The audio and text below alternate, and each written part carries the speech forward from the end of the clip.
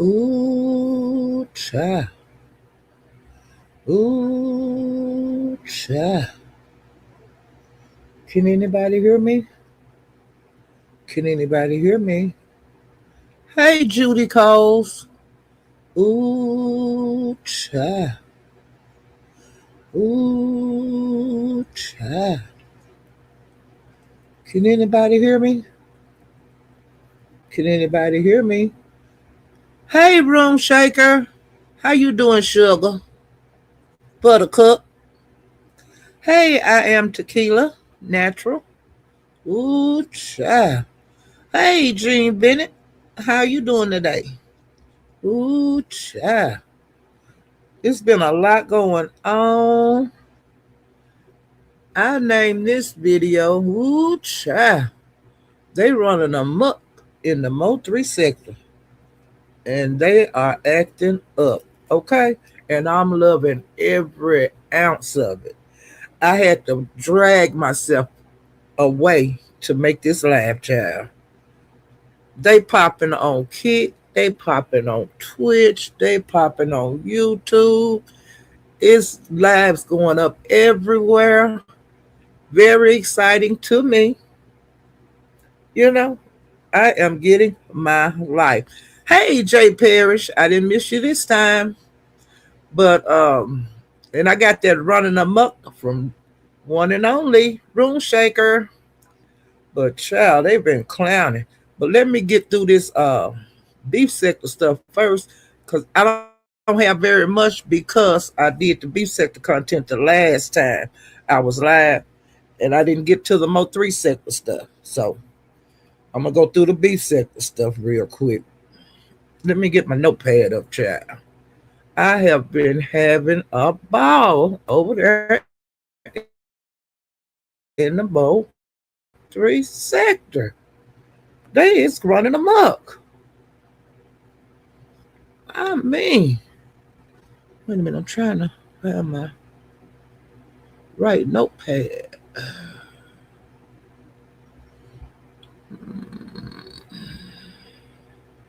I think that's it. Just a second. I should have had this already up, but I'm discombobulated, child. Hey, what the hell? I like that name. Now, come on, notepad. Okay.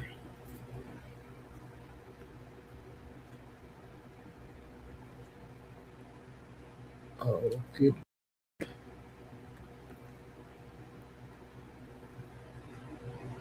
Okay.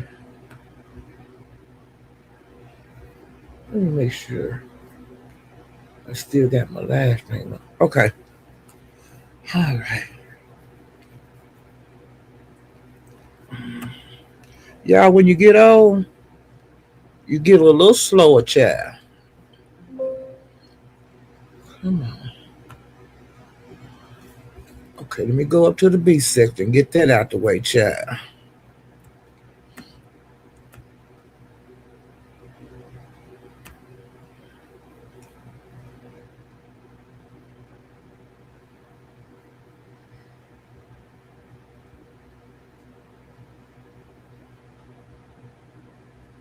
One thing that happened too since I've been live, it was Groundhog Day, and the groundhog seen his shadow. So allegedly we have 6 more weeks of winter. Some people believe in that bullshit, others don't. But I watch it every year when he come out. Okay, now I'm gonna go over to Pastor. Now he messy as hell, but some kind of way him and Lemon talked.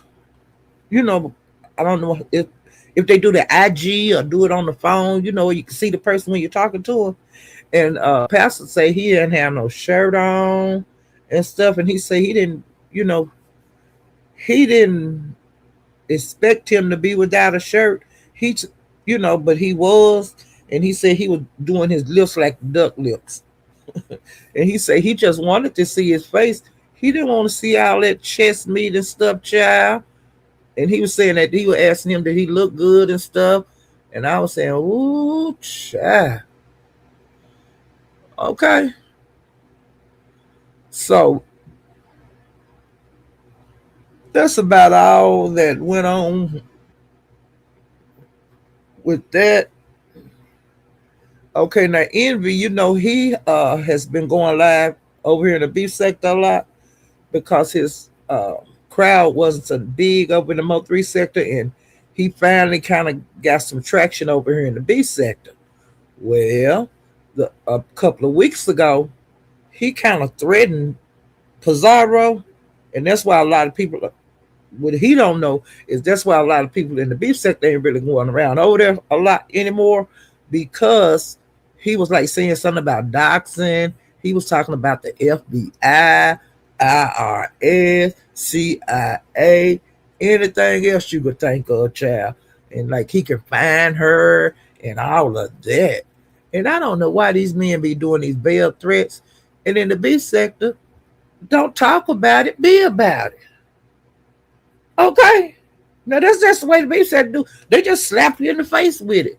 They don't give you a warning and what I'm gonna do with all that kind of stuff. The beef sector don't fight like that. They just drop that shit on them bricks up the top of the building on your head. And that's just, it is what it is. But that's reason I feel that a lot of people from the sector are not going over there. I go over there and peep in and, say my little highs and look around, and then I exit stage right or left because I already know what time it is on that. When the beef sector, one thing they do, they like to play with their food before they eat it. And some of the people that come over here to the beef sector think they up in the business when they really ain't. And you could get froze out very easily. The beef sector has already worked like that. Like Sir King got froze out years and years and years and years and years ago. Okay? Because he didn't know how to play nice with others. So the beef sector slapped the shit out of him and went on their way. The beef sector still beefing, and he's still on the outside looking in. Okay? He's on the outside looking in, and he's going to always be on the outside looking in. Because he messed up in the beef sector years ago. Okay? All right. So that's what I think. And I'm just gonna be observing and seeing, but I know that's what's going on. It had happened before. It is what it is. The new people don't know that. The people from the other sectors don't know how the beef sector work, but I do. I've been here, before the beef sector was formed. I know the rule. I know what the time it is. You think you might be a big boss man for right now? Okay, they'll show you. Okay. Beasley passed, and he is from the black sector. He was an old G from the black sector, but he passed. Now I didn't really, I didn't really care for Beasley that much, but we got on a you leave me alone, I'll leave you alone. That's how it was, and he passed. And it's been like that between me and him, for a couple of years. But I'm not going to talk about him or anything like that badly because we all got to go, And the other night over at, first at Nest, when Nest went live, ZX, the mayor of Detroit, it was several people from the black sector that came and hit her panel, and they was telling him all the bad things that Beasley did to them. But they did bad things to Beasley too. The ball, the shoe was on each foot. He did some rotten stuff, and they also did some rotten stuff. And like when I seen Beasley start coming over here and how he was talking to people, I started hitting links and talking to him real bad. Because he had a bad mouth. He would talk to you real bad. But you have to fight fire with fire sometimes. And that's what I did to him. And then other people started doing it. Because sometimes people come over here and when they're using that bad language, like ZX getting away with for all this time, he can get froze out over here. I don't know why he's still around. I don't know, but that's on them. I don't fool with ZX because we bumps heads. And and Beasley went on about his business. He very seldom would come over here in the beef sector. At first, he was over here trying to fit in a lot, but then it didn't work out for him because he wasn't used to how the beef sector fight, and he didn't really want to. He didn't want to learn. And I don't blame him. But they were talking about all the bad things he did, and they was going from panel to panel to panel over here in the beef sector, and it got on you got on my damn nerve, and so I had to regulate a little bit. You take that shit on back over there to the black sector. This is the beef sector. We don't give a fuck what Beasley did to y'all. You know what I'm saying? Y'all was doing it to each other.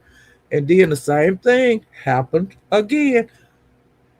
Bringing that black sector bullshit over here that don't nobody give a damn about. Well, they hit Lemon Panel. They start talking about this lady, Princess X. Now, I don't really know her, but I've been around her a long time, and I've been seeing her places in the black sector for years. She used to be Cookie Monster mod. Well, they were talking to ZX and several other people from the black sector hit Lemon Panel and was talking about she was racist, just crazy stuff.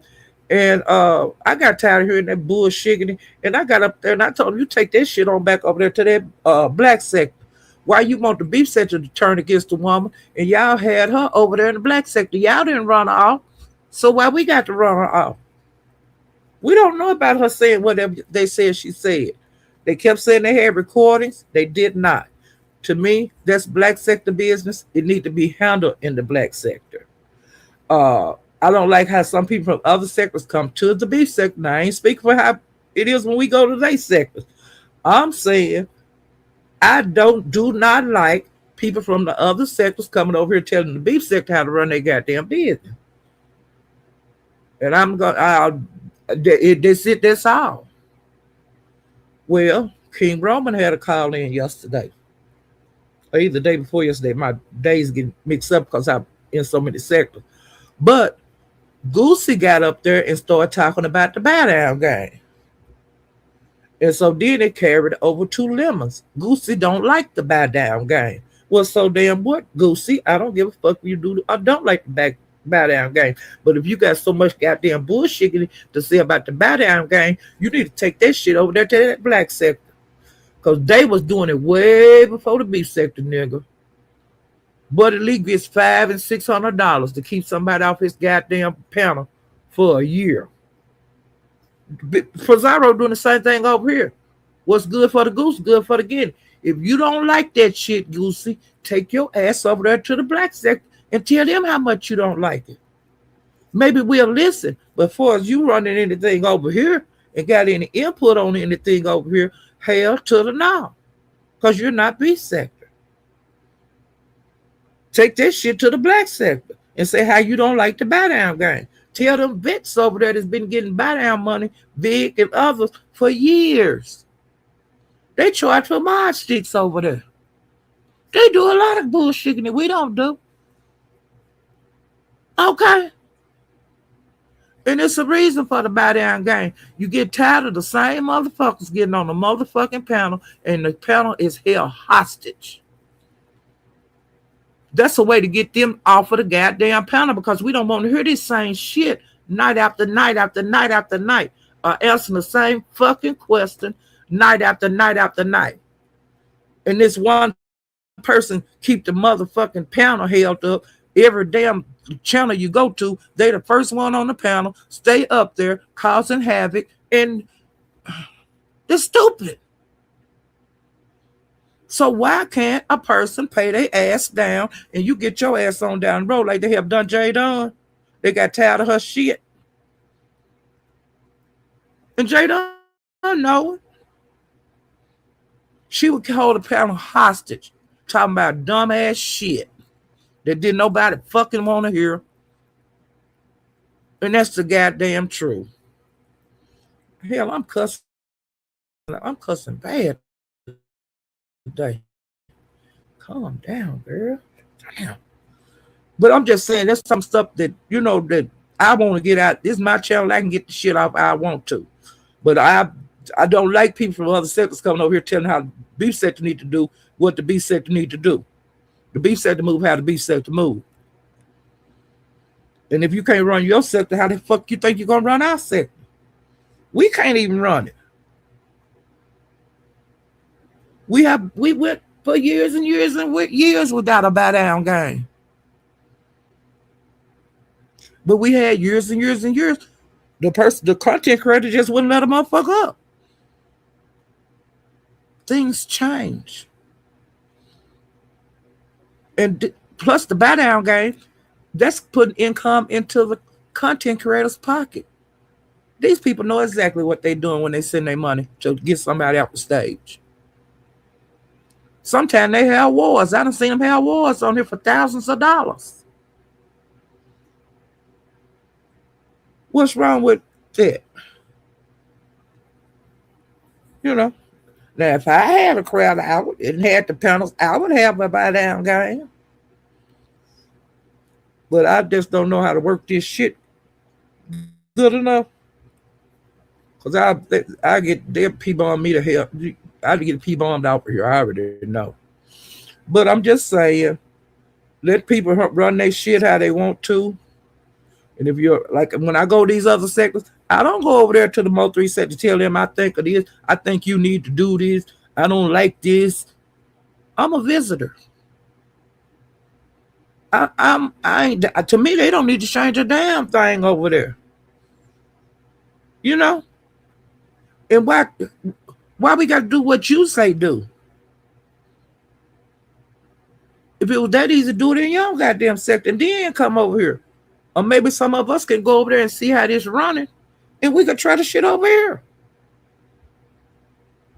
But like I said, this sector give two people that are not beef sector too much motherfucking power. They roll out the goddamn some people that get dogged out, piled on when they try to be a content creator, that's from the beef sector.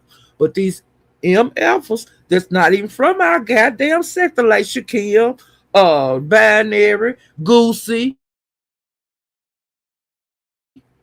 they roll out the red carpet, the harassment, the dragging. They don't get none of that. They just come over here and just I don't get that. That's stupid.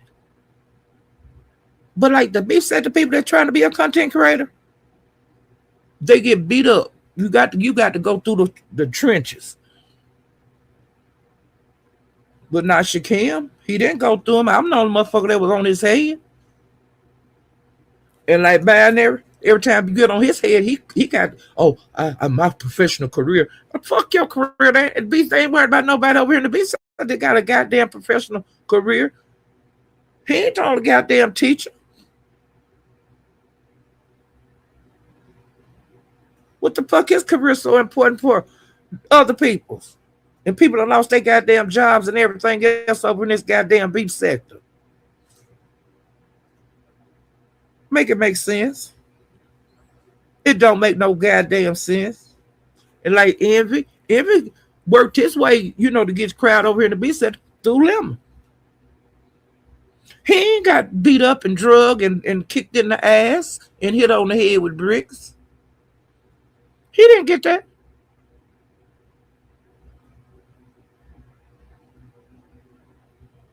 Goosey, we ain't even slapped him.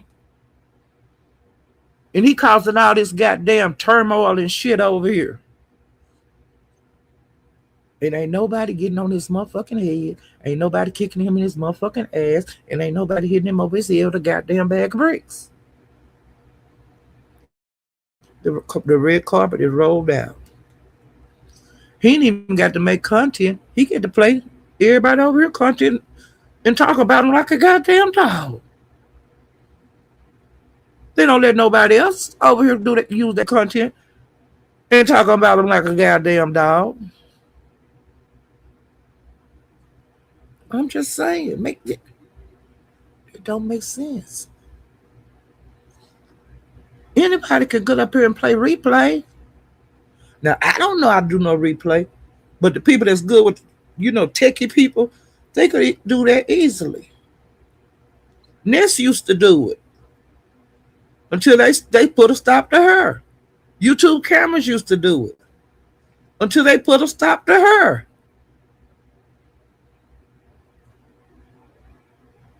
It is what it is.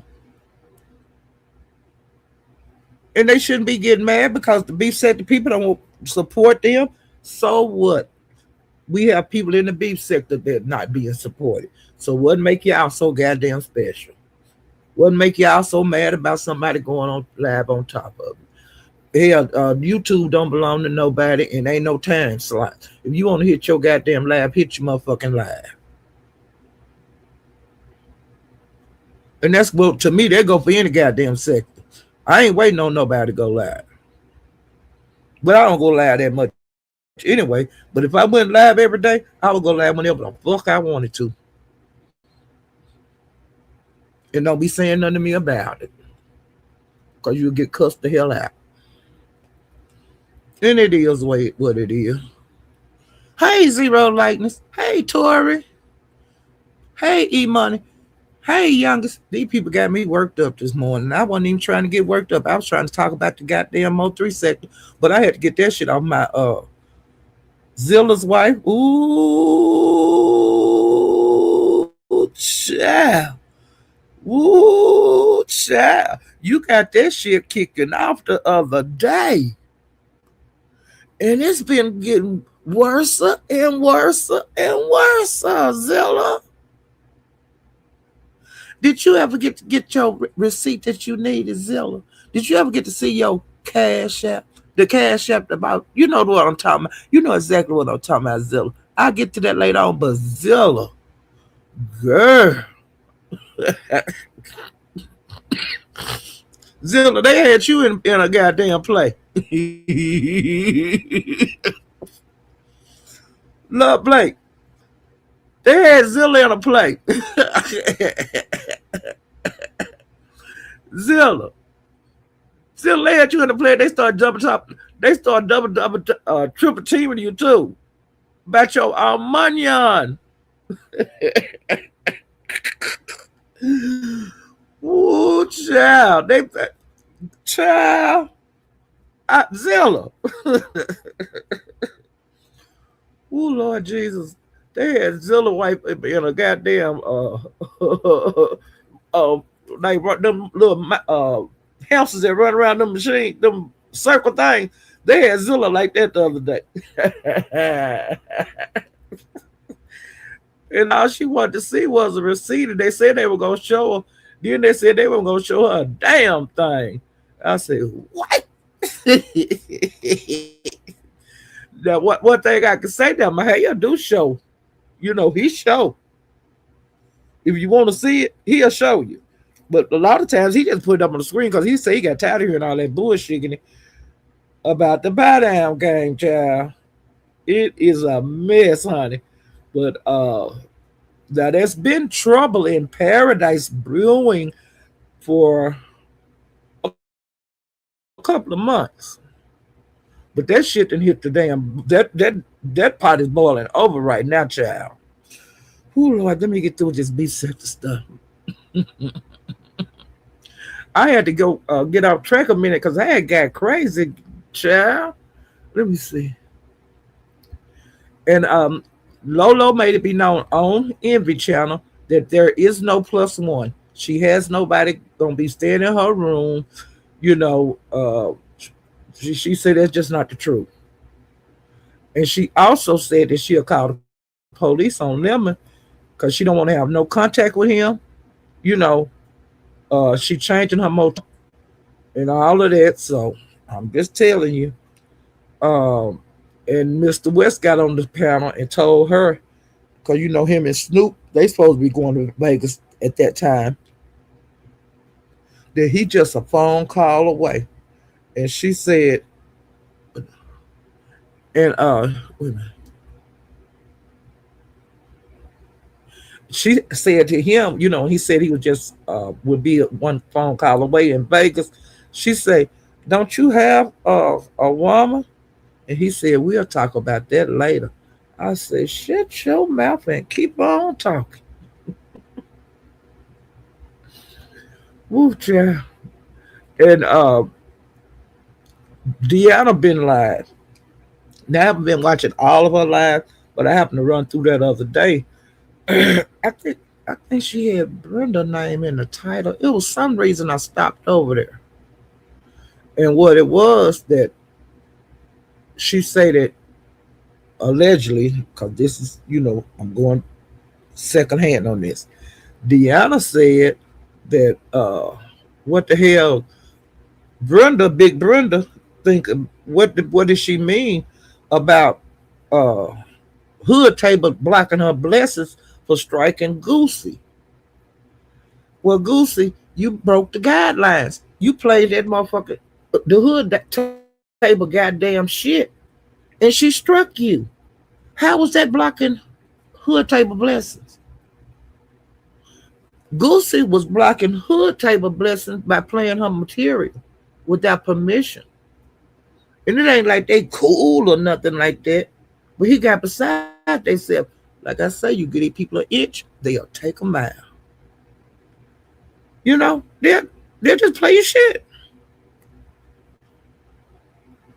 And so she wanted to know what the hell was going on. While Brenda was saying that the Hood Table was blocking her goddamn blessing for striking Goosey. Make it make sense. And she said that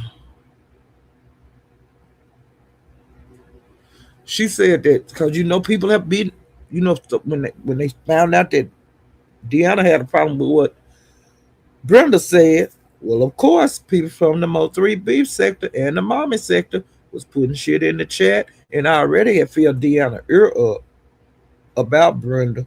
And Brenda, she said that you mess around with me and you can't even buy no cigarettes. She said that if there's somebody put in the chat that you had a man to come see you, he didn't have no money. You paid for him to get there. Uh, the man supposed to went and got some cigarettes and didn't come back. Uh, I think he had a health scare. Um, just all kind of shit. So they done laced her up. They done uh, laced Deanna up on you, Brenda. And plus, Brenda, you do not know how Deanna fight. See, you don't know a lot of things. You don't know who over here like who and what is what. You're not from this sector. You need to zip it or either get drugged the hell out of. But you will get drugged more than by Deanna, Brenda. And another thing, Brenda, now this is me talking to you. You have skated over some scandals over here. You done been in some shit over here and got by with it. And don't very many people know about it. But I know some things that you done over here in the beef sector that really wouldn't look good if it came out over here in the beef sector. And it is what it is. We go back to Discordian days, okay? When everybody was popping over there in them Discord. And I never said nothing about it, but it could be talked about. It is what it is. But you need to just zip it on that. If you want your journey through the beef sector to be smooth, you got to buy that shit with lemon, but that shit come out, it'd be a goddamn forest fire around here. You seen how I lit that goddamn forest fire on the YouTube camera's black ass, and she still get drug over it, and YouTube camera's going to get drugged for that for the rest of her beef sector career. And I can do the same thing to you. You know. So I think you would need to kind of zip it over here on some of this stuff because you're an outsider. Just like I'm an outsider in the MO3 sector. And people get too boisterous over here because the beef sector have let people get away with a whole bunch of stuff. But some of these other sectors, you get checked real quick, especially when you're not from the sector. And I can't make it no plainer than that. I ain't talking about kissing nobody ass, but I'm not talking. Trying to tell a person it is what it is. Hey, the kickback queen. Hey, big boogie mama. You know, it is what it is. Let me see what else I got to talk about. To be said.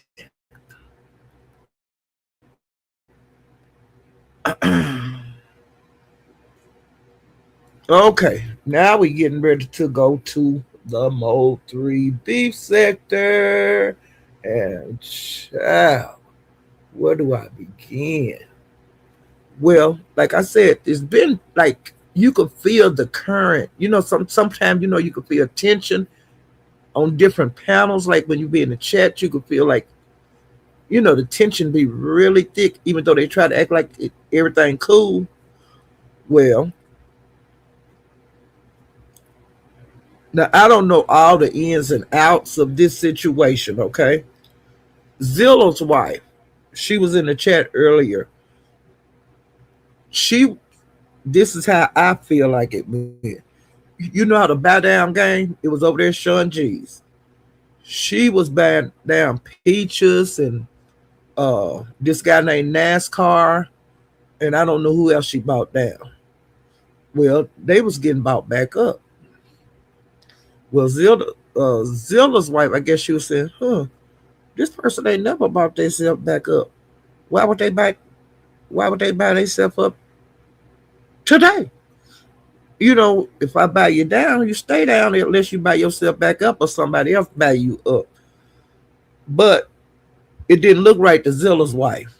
Well, they told her because she wanted to see the receipt of Peaches buying herself back up there.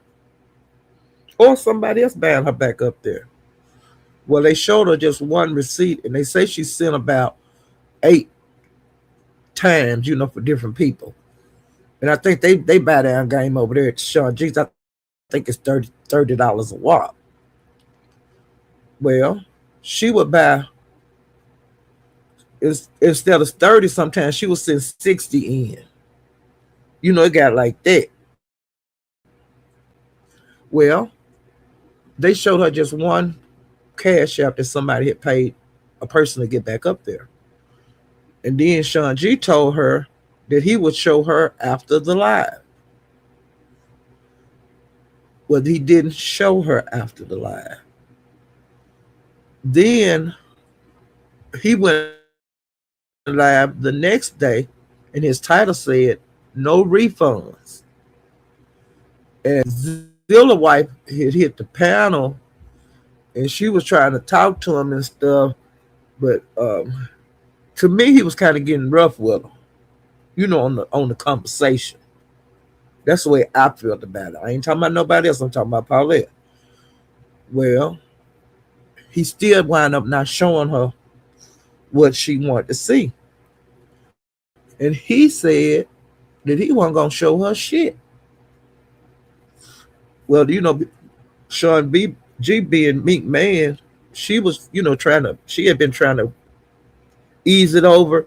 But then, she was jumping in instead of Sean G getting answered Zilla's question. She was answering them. And she said, "I'm not talking to you, Mink. I'm talking to him. Because he the one told me he was going to show me."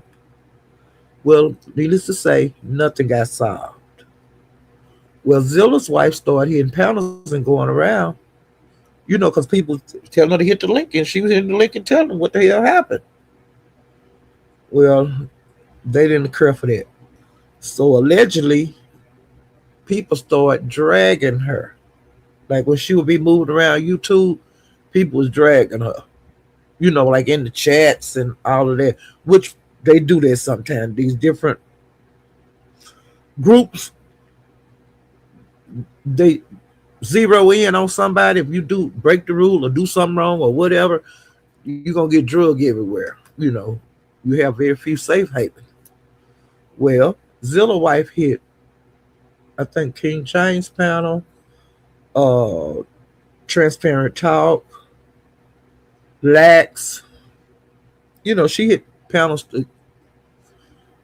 some of the panels where she would not be attacked, from the chat and on the panel. And I don't blame her. The girl just wanted to be heard. What's wrong with that? And so before that could die down, the other last night, no, yesterday early, Sean G went live, and he goes live, at a certain time every day. He do morning lives. Well, he went live, and I was in and out, but he talks so soft and slow, and I'm not interested in that anymore. I used to support him, but since he been back, I'm just not in the mood for that. Talking like this, talking like that. Well, I left there and started looking around YouTube streets to see what I could see, and I seen Big Reed went live, and so I goes over there. I hang around at Big Reed's. I hang around a lot of places. Well, I said, what the hell going on? Because Big Reed got a live going up, and I think his live said, "Did you see what I just saw?" or something like that. And I hear it up and hit the link. I mean, not the link, the link. And so when I went in there, he was laughing and he was hollering. And he said, "Y'all see what I just seen over there in Sean G's?" And I was sitting and said, "What the fuck I missed?" And honey, Mink and Sean G,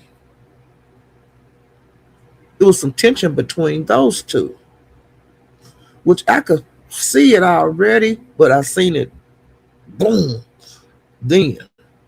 And Mink was asking him something about MO3 and why did it go from wanting to fight to wanting to shoot. And he said, I'm not talking about that right now. And then she kept asking him different ways, and child, he got pissed off. It wasn't cute at all. And so then he ended the live, I guess, before he blew up. Because to me, some of the ways these different ladies let men talk to them, I never have let men talk to me like that. Okay? I ain't your bro. I ain't nigga. And, all that kind of stuff. You call me by my name. I never been through that kind of bullshit. A nigga calling me bro, and a nigga calling me nigga, and all that kind of stuff. I'm a lady. You're gonna treat me like one. But see these younger people and bitch, no, you ain't finna do that. I don't play that shit. Not especially somebody I'm laying up with. If you let them to talk to you like that, and it's you and me and you, what do you think they're gonna do to me out in the street? You'll be calling me bitch. If you getting away with calling me bitches and boy and dude and nigga in the house, what the fuck you think that nigga gonna do out there in the world? They gonna call you bitches. They gonna call you nigga. They gonna call you bro, homie, boo. I ain't no boo. I don't want nobody calling me boo. Not I'm laying up with them. You know my motherfucking name. My name ain't no goddamn boo. Is what you put up with. And I don't go along with that bullshit in it. You know what I'm saying? I know what to say when I'm around people to my man, and he gonna know how to talk concerning me. It ain't gonna be no misunderstanding. But some people, what's understood don't need to be explained. You know why I got to ask you personal shit out in the public when I can ask you because you're gonna go home with me. When are you gonna call me? I can ask you that on the phone. I can ask you that while I be sitting up watching TV. But see, when you don't have boundaries and a understanding, that's how misunderstandings happen, and that's how you have public blow-ups. Okay? And this for the younger ladies. That's how you have public blow-ups. People, you getting disrespected out in the streets by your man, by your nigga, because you letting them treat you like a nigga. When you're by yourself, you letting them call you bro, homie, bitch, dude, boo. Now, boo, I'm gonna cut that one out because some people like to be called it. I never did. But I'm just saying, you know what? I know not to ask you nothing like real deep when we out around people. I can ask you that in the car. When we by ourselves, I don't get personal with my nigga out in public. About nothing. Ain't nothing to be talking about in public. That's personal. But see, that's that's a different, I guess, in our generations. Because I never was treated like a boy. You know. Well, they got into it over there at the captain's last night. This was up in the wee hours of the morning. And I was going through the YouTube before I went to bed. And I said, let me run through here again and see if anybody live that I'm interested in. And I seen the captain was live. I said, what the fuck he doing live? Cause see, he been doing fun stuff, y'all. He been back riding horses. And yesterday the captain tried to learn how to surf. And I thought that was different. I liked it. That's content. And he didn't learn how to. Needless to say, he did not learn how to surf. But you're not gonna learn how to do that in one day. That's something I would like to see him doing. Uh, just a new adventure. Well, I guess some told him to hit the link, or he had been looking around the YouTube street, and he hit his live. Sean G went over there, and they was talking, and D and Meek hit the panel. Well, Sean, uh, everybody was talking about what was going on with Meek and Sean G. And so he made his live. And so they got up there and they was talking and stuff. And he was saying, is it any way that we can get like to the root of y'all problem and what's going on? Both of y'all need to listen to each other out, hear each other out, and this and that. So they was talking back and forth, and Meek was trying to explain her version of it, and Sean G was trying to explain his version of it. Well, they never did come to the minds did not meet at all. He wound up calling her dumb. She wasn't intelligent enough to get the conversation. All this. And she was saying, but you're not listening to me. They going back and forth. And I did drop China's link earlier today, so y'all could hear it for yourself.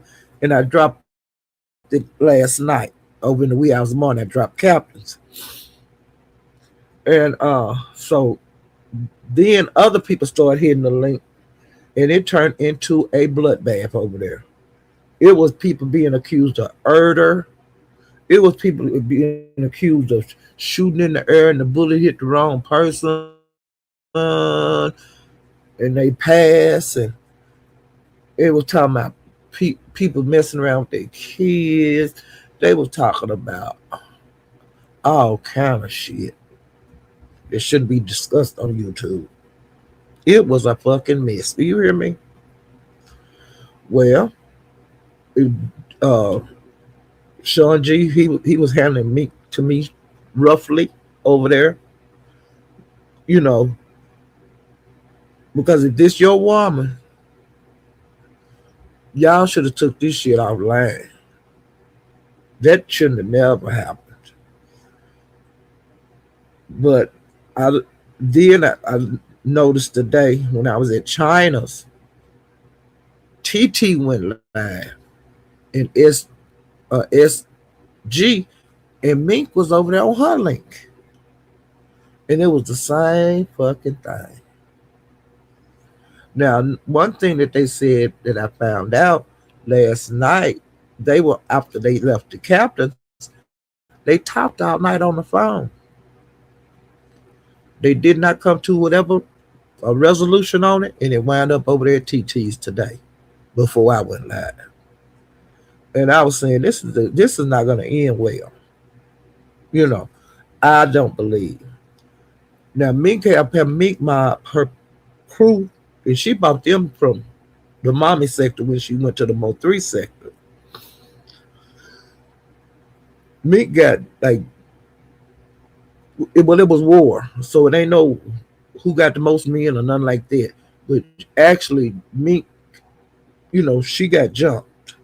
It's not jumped. I'm not gonna say jumped. 88 and Toya was going at Mink. Now Sean G done already talked shit to her. DG supposed to be her boy. He was up on the panel and didn't say a motherfucking thing. It was some of the mob squad in the chat. Then none of them hit the motherfucking panel and go up there and help swing for her. She your girl, y'all swing for right or wrong any other time. Why y'all didn't? Somebody from the Meek mob didn't get up there and swing right with Meek. When they was dragging Meek, Meek wasn't saying a word. She would say very little. I don't know what's changed with Meek, but she is not the same Meek I know that would drag a motherfucker back. She was up there Meek, she was not saying nothing. And then every once in a while she would say something, and then she would shut up again. And it was the same way with Sean G. Because they got so heated. They would say, do we need to do this here? Now we can do it. They was talking like that. Yeah, they don't know each other. None of these people on here know each other. But I'm just saying, y'all portraying y'allself to be one way. But when the shit go down, everybody solo dolo. They've been trumping up, and when she be up on these panels dragging and shit, they've been jumping up there helping her. What happened last night? DG been dragging people about her. What happened last night? That's what I'm just asking. What happened? I don't get it. And then the guys was hitting the panel. The guys got into it up there. They was going to Sean G. Sean G was going at them. They were talking about hurting each other, pulling up, all that. Book wound up there. Trapping wound up there. It was a damn mess. Now, one thing that I can say about what happened at Transparent Talk, even though Sean G and Meek they didn't get to the problem. It didn't get no better over there. They did listen a little better to each other, and it didn't get as heated.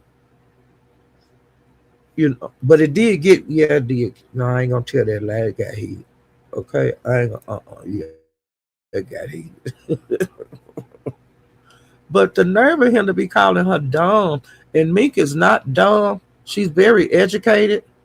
She just can't go into her field that she have her education into, due to some personal issues. But I'm just saying the girl is not a fucking dummy by a long shot. Okay, she is highly educated, and where he get that dumb shit from, I don't know.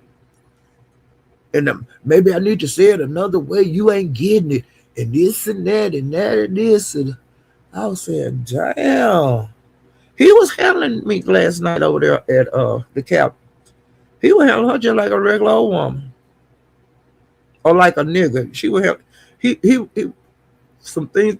Like I said on the panels, he was calling her bro, nigga, dumb. You hear me? I was saying, fuck. That's your nigga though. And he calling you a nigga. That's your nigga though. But he calling you dumb. That's your nigga though. Now she found it sounded today at TT's. She sounded like she was I'm through. Now I don't know if she is or not. I don't care. But he ain't been out of prison long enough for him to be running nothing like that. You know. No. And she been holding him down too. But like I say, these niggas don't care. All these bitches that be in the prisons and jails and shit, they telling you what you want to hear. I done seen this happen over and over and over throughout my lifetime. And sometimes you just got to cut it off. You know what I'm saying? You know, unless you want to live like this forever. It's either or. Either you're going to accept it, or either you're going to not accept it. And then he keep throwing up, and others, that he's like a street nigga. I done been with the roughest street niggas that you could think of. They never called me dumb. I knew, like I said, I knew how to handle myself. I wouldn't dare ask my man something that could get him locked up on a fucking panel. I wouldn't do that out in public. I know better. Now I have to ask your ass some shit when we get to this house. Or we on the phone, but normally not on the phone. I would talk to you face to face on some shit like that. So I can get it both ways, you know. And then once you say I don't want to talk about this, you shouldn't have to keep getting questioned about it. You know.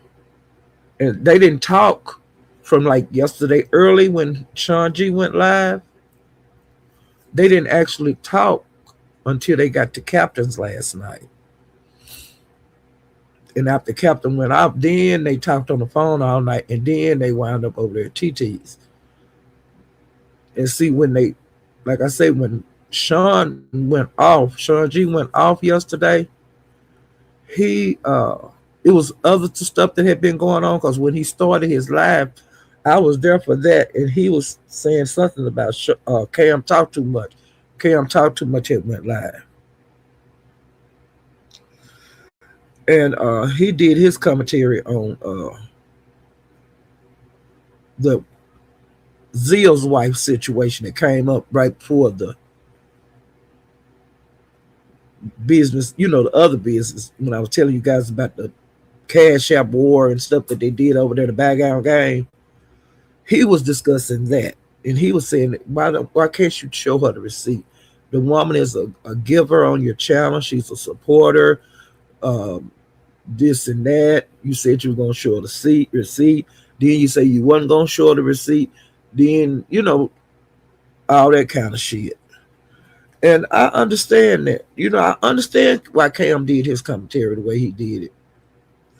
And like he said, he the police and and all of that. And he say he's coming back too.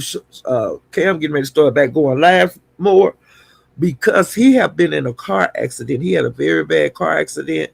He wasn't able to work. You know, it messed his arm up and some more things on him. And so now he's just bouncing back. The Cam been out here for months and months. Now I heard out in YouTube Street about 2 months ago, I heard that he had been in a wreck, but it was just like hearsay. Did y'all hear that Cam was in a wreck? And different people, no, no, I didn't hear that. And oh yeah, I heard it, but I never did get it like until he actually talked about it on his live night before last. That's when I learned more about it. But he said he had been well, he couldn't even work. And he said he did not come on here trying to cheat nobody out of no cash app when he was going through his injuries. He did not go live, and he didn't. But he said very few people checked on him. But I don't expect none of these people to check on me if I get sick. But I guess because he's been a content creator for a long time, he thought more people would contact him. Nurse K contacted him, and it was a couple of them, but he, I could tell he was in his feelings a little bit about that. He also said that Sean G brought up Emily. Well, no, yeah, Sean G brought up Emily, and that's an old back in the MO3 sector history. I remember when this was going on, and I was saying, "What the hell they bringing up Emily for?" Um, and what is it Cam say? I made some notes on Cam because a lot of stuff that he was saying made sense, and some of it didn't. Just a second. I'm gonna work myself backwards because the last thing that I seen when I came on here was the Meek Sean G thing. Okay, now Sean G the other day he said on his live that some people are trying to use, Cam was trying to use his name to get back on the board because, like I say, he haven't been on here because he had the wreck. And he said, "Find your own way back on here." He called Cam a hater.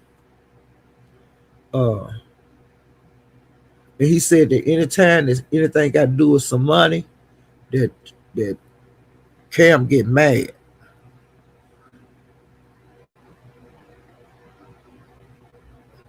And he said, just because he get more money, now this was he was saying on his live to Cam. He said, just because I get more money out of women than you do, don't get like Emily. He said, women like Emily, don't get mad. Just get your part. And he also said he didn't know why Cam was trying this shit with him again. Because, see, it started with Emily, and now that was years ago. Now it done rolled over with the Zilla wife situation. And Sean G want to know why y'all hating on him. Why y'all want to hate on him all the time? And he said he ain't did nothing to nobody. And then after that, that's when it went over to him and Mink having words on the channel. Cam, he went live. And he said playing with his money is like playing with his emotions, child. That was in his title. He said that this is when he was talking about the wreck. He said he had a wreck and was hurt. And he said he didn't come on here begging. He just roughed it out. And he also said that Sean G did not show Zilla wife the receipts like he said he would. And see, that's how I got the information that Sean G still didn't show the lady, the cash out, because I guess maybe he had Zilla on his panel too. I don't know. Um,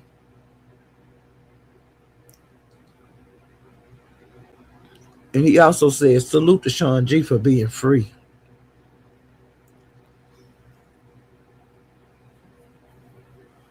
And he said that y'all just been running play after play after play.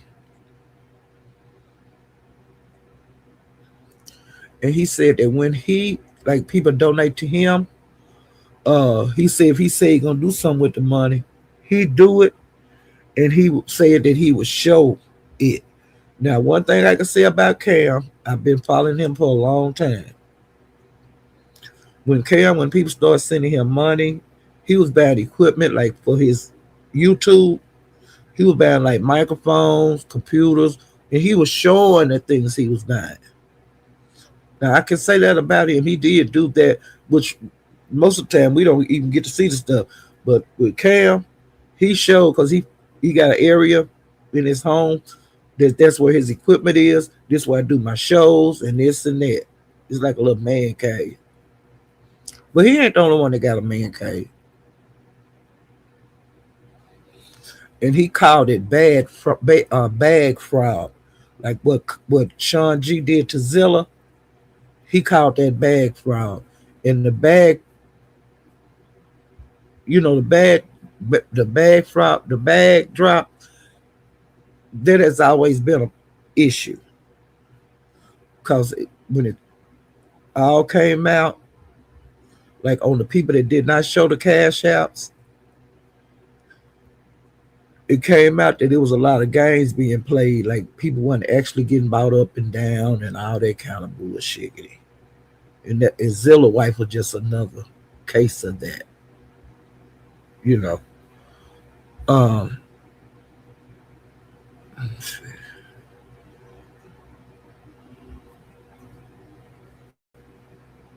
wait a minute, let me see.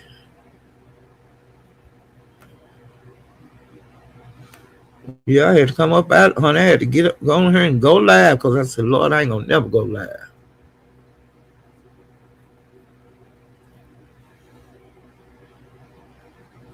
And they say that lady that Sean G.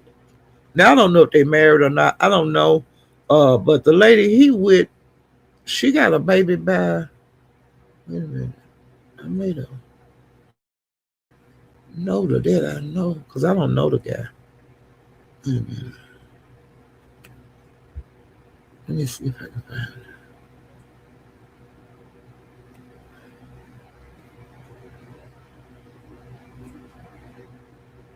Wait a minute.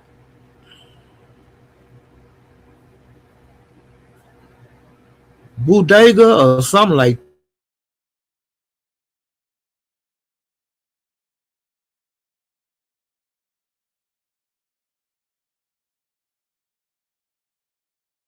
that. Having having their ladies in the VIPs and stuff. Well, when you bring your lady out and be in the VIPs and all that shit with them, sometimes they catch another man's eye. And I think that's how maybe how the lady and Sean G met when she had the bodega guy, and then Sean G and the woman wind up getting together, and now they have a child. And I heard they was married. Now I don't know if they are, but come to find out that she got a baby by bodega too. So, uh, and allegedly they say that Sean G say he didn't know at first, but then he found out. But to me, that's kind of hard to believe. But like I said, and when you go out and hang out at the clubs and stuff, you never know who got a baby by who, because these people don't really know each other.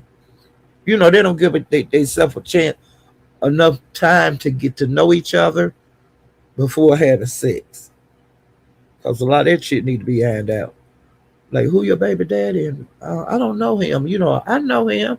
You know, it don't take you being in a relationship for a while to figure out some of these things on here. That's just dumb to me. They don't ask no questions.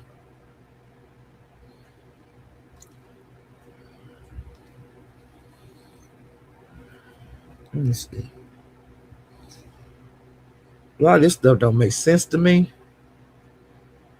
Uh, But like I said, I'm a different generation, so I'll never, understand this younger generation. I get peeps in through my daughter and my son, but like as far as being up in that shit,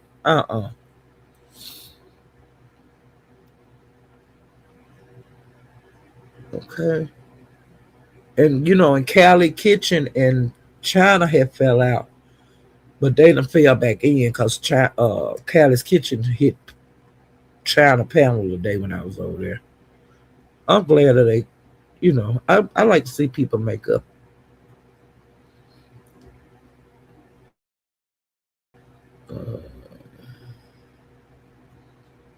Yeah, they were telling each other to drop your local Addy and all that. The men over there at the men over there at Captain's last night, drop your Addy. I'm in such and such. I'm in such and such. I have somebody. You can be touched. Oh, you can be touched. I say they fighting like girls. They be trying to bust a woman head, but when they get up head to head with a man, they don't have very much to say. Okay, they want to call women all kind of bitches and stuff, but when they start fussing with a nigga, they ain't got much to say. What kind of shit is that? Well, y'all, honey, they were talking about erders and everything over there. And see, another thing that came out, like, but now this is, I'm going back on, well, Sean G had made a live, and he was talking about hypothetically, and this was to Jackie, and he said hypothetically, what if I was at the dollar store and seeing you shopping and getting in your car, and hypothetically, what if I followed you to your house, and hypothetically this and hypothetically that. Well, Jackie, somebody let her know, hey, that nigga over there talking about hypothetically seeing you at the dollar store and hypothetically following you home and that kind of bullshit. Now see, that's stupid. Well, I don't know if she called, got in touch with the police. I don't know what Jackie did. But Jackie was saying she wasn't gonna live her life in fear, of Sean G. Now, what I can't figure out is why Sean G's so angry with Jackie.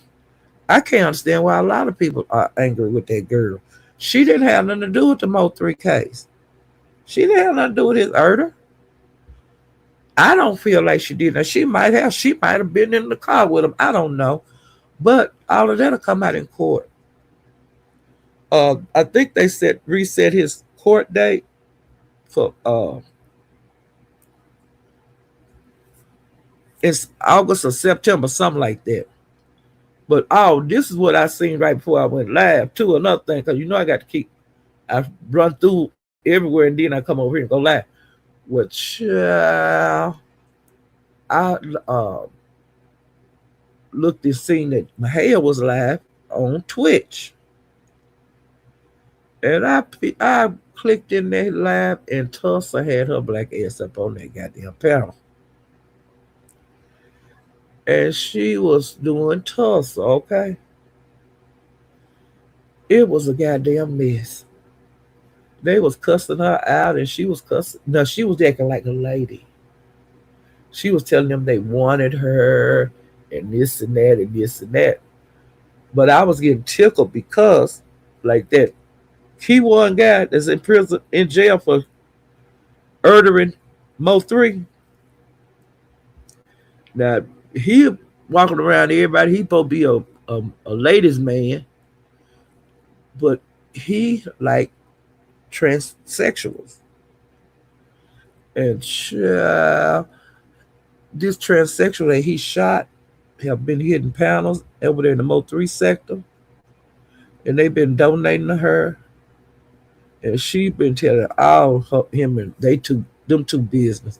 But see, that's how them download people. The men, they act like they he men, but they be laying up with these guys. I've always seen that. Guys be going with them guys. They ain't gay for nothing. But Tulsa over there got her skirt up over her head, running amok over there on Mahia's panel, child. And they was hollering, Mahia, get her down. And this and that. Mahia gonna let Tulsa sit up there as long as she want to until somebody bow her down, child. And I was getting my life, and I said, "Nah, you better get your ass over here and go live." Tulsa over there in the MO3 sector running amok. And y'all know, we know in the B sector that she will approach the straight guys, like Noble and different ones,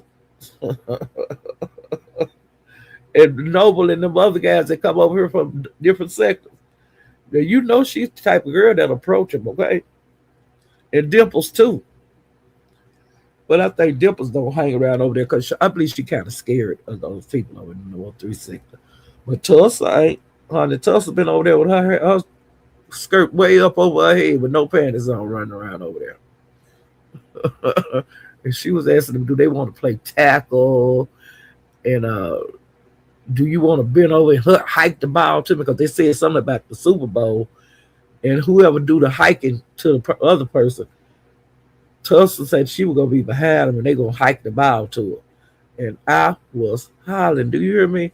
And it was Slim and the mayor who she was acting up with over there. And Slim, don't be talking to me like that, goddamn it.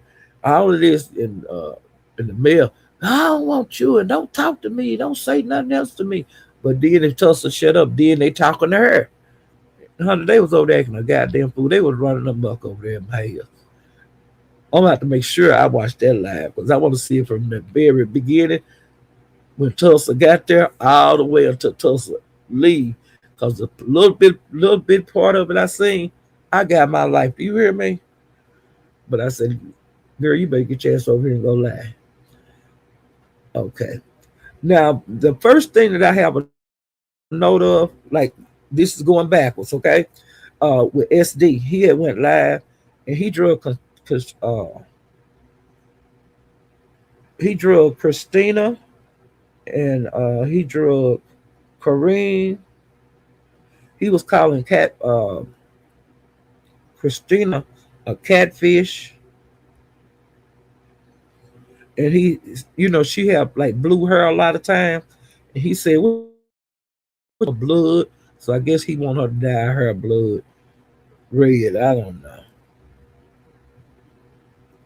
And he said that Kareem talks slow. His live was like full of fuckery, okay? And he did a couple of lives lately. And then on this SG Sean G, I put on here that him and Zilla was versing each other, and I had titled it Bag Wars. And so they was having bag wars concerning the money. And Sean G also said that he was going to do a members live. That's the day that he made the live about no refunds.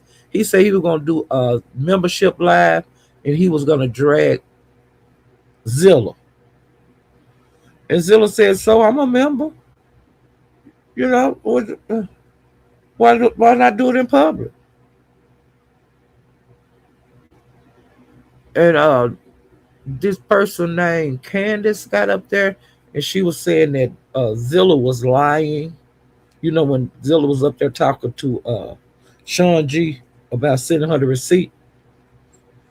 And she also said that Zilla had did this 3 times. She said when she sent cash out, says always an issue, always something.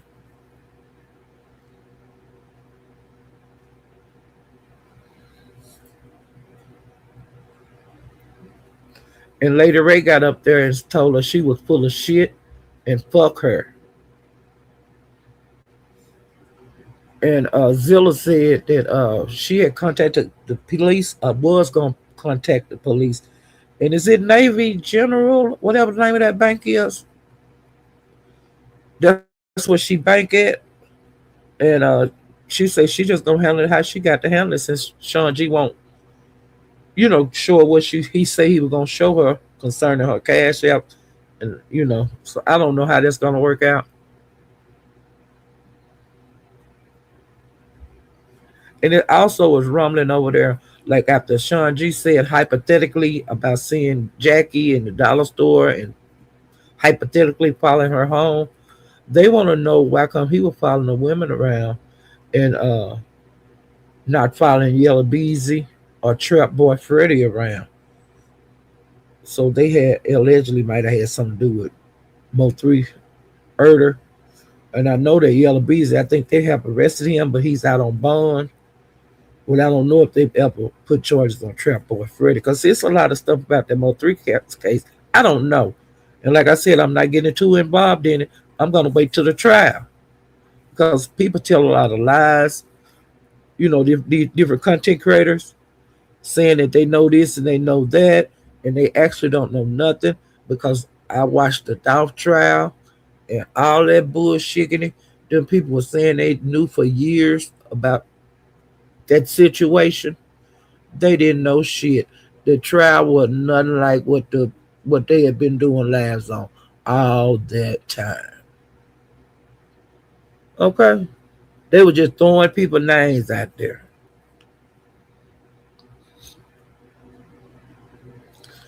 Okay, now I went by on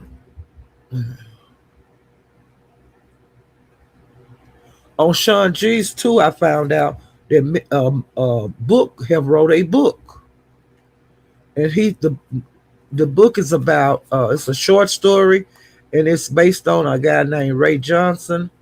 Um, he was an attorney, and he was like laundering. He was arrested for money laundering uh, for the GRC gang, and he had to go to court on that. And he tells about that. He says it's going to be 9 books in the series, and it's going to be on different cases like that. He said that the name of the book is "A Thug with a Law Degree." Now I looked the book up on Amazon. If you got the Amazon Unlimited, you can get it free. But if you don't have Amazon, you could pay like $9.99 and get it. And then if you want the hardcover, I think it was like 39 or 79, something like that. But if you're interested in that kind of stuff, you can go over there because book. There's several authors in these different sectors. And I'm just giving them a shout out and letting y'all know the name of the book and where to get it. And the book name on the as the author is Book Powers. So if you're interested in that. Okay, now I went by my hairs. Now this is old, okay? Um Big Reed, Cupcakes, IGT, China, Bobby Johnson, Wu, L, Swedish Brown, Trish, Gina, and they were some of the people that was on the panel. Bobby Johnson was up there acting real crazy. He got bought down. He had he was really crazy that night. He was dragging IGT. He was dragging Mahaya, Big Reed, and they finally sick of him and they dropped him down. And IGT like made it clear that she wasn't gonna be no more bitches up on there concerning him, and he was gonna watch his mouth. And I don't blame her. Just because my hair's a content creator, don't mean I got to. You got to sit up there and let a person drag me, hell, and talking about me. So I think that she put a stop to that, but I'll see more in the future. Uh, Swedish Brown, she got into it with Big Reed, China, Cupcake, Trish, Gina. She was into it with everybody that night. Uh, and Big Reed got into it with Swedish and Wu. Now this live was done a couple of weeks ago. You can go back in the Mahaya timeline if you want to see it. Um, I went by 357s and Coolin was up there. Josh Eve, Royalty Rain, IGT Lack, Big Reed, Gina, Doug, Jackie. He had a full house. On that live, Eve drug Royalty Rain.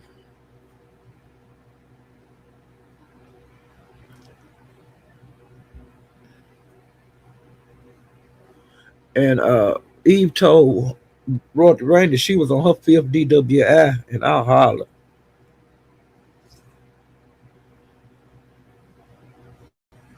And she's, they were just going back and forth, and both of them talking about each other, taking shots at them all night, and uh, it was just, they were just going back. And Eve was talking about Royalty Rain having a ponytail with pin curls and barrettes on it. And she told Royalty Rain that she spent all her time sitting in the garage drinking beer. And they both was telling each other to shut the fuck up.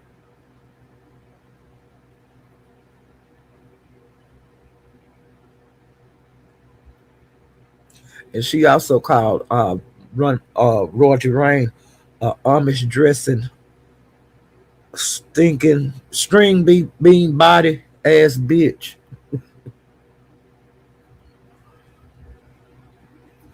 And Roger Rain told her, she said, you madder than me than you mad at that nigga. Talking about DG. She was saying that she was madder at her than him.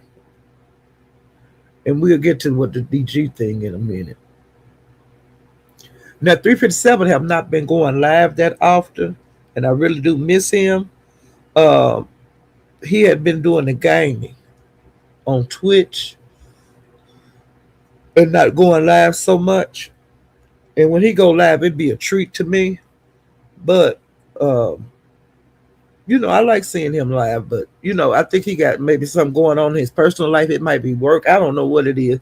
But he hasn't been really active on Twitch, on the gaming, or making lives or anything. So I'll be glad when he come back.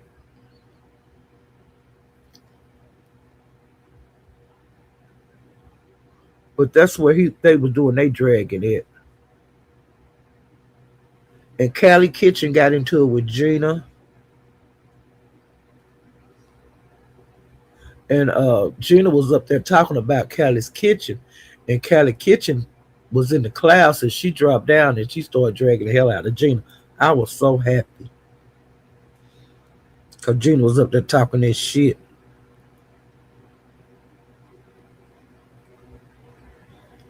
And she told Gina that Can't Get Right said that Gina had, she was showing her cootie cat to him and he was letting the co-worker see it. And she was showing that to him to get cash outs.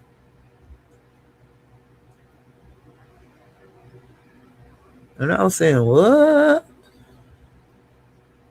And she kept calling Callie Kitchen a slut and a prostitute.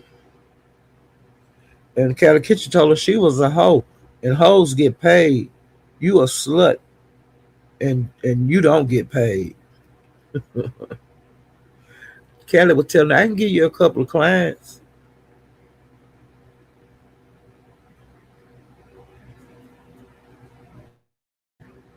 She said she can give her a couple of clients so she don't be begging for $6 on here. Let's see. Yeah.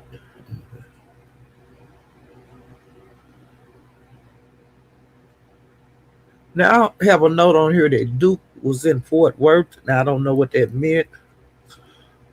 So maybe it's where he lived with like on that place with all the acreage and mobile homes and stuff like that. I don't know if that's in Fort Worth, but he been doing lives outside and indoors. Uh, he living with like his two uncles. They older guys.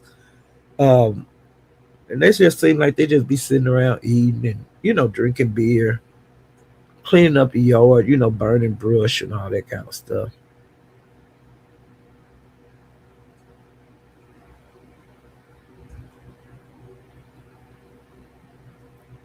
And Wu took one of DG's channels. And that was a couple of weeks ago. And I was gonna name a video because I was gonna go live some weeks ago, and I was gonna name it. Oh God damn it, Amber Lamb, and I'll get to that in a minute. I went by KJ's. He went live and he had Royalty and Mink. There was a couple of people up there, and Royalty and Mink got into it, and they got into it with really bad. I didn't know they had bad blood. He also had Such a Fucking Lady. And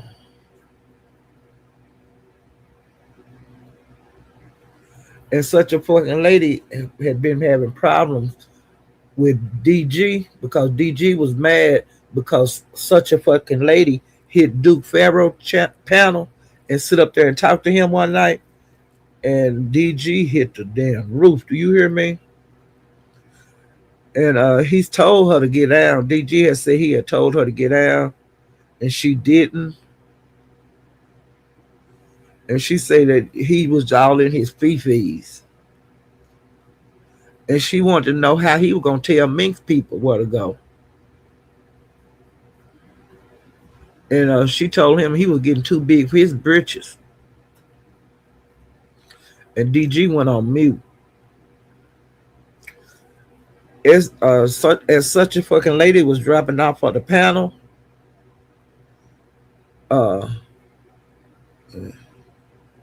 he told her, you better get the fuck down. Get out of here. And of course, Such a Fucking Lady hit the panel and came back up, and Duke went on mute again.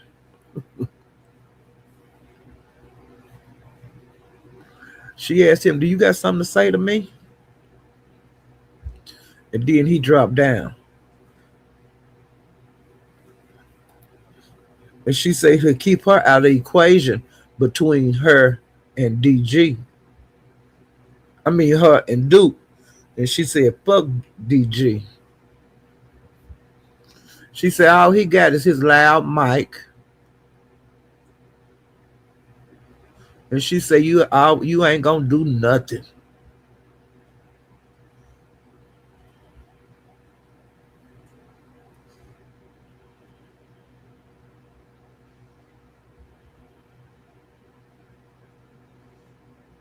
And she said that he see that DG that you seen that Mia and not on my watch left.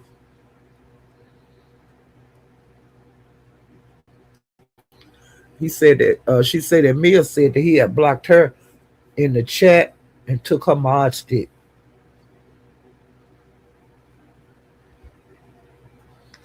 And another thing, he's still blaming Cupcake for blocking his subscribers. And DG, you need to quit telling that damn lie, because if she had a mod stick on the channel that you can't get into. Now she done had forever to block all them people in your chat on that channel. But you still got the same damn people that come in that same damn chat. So cut the shit.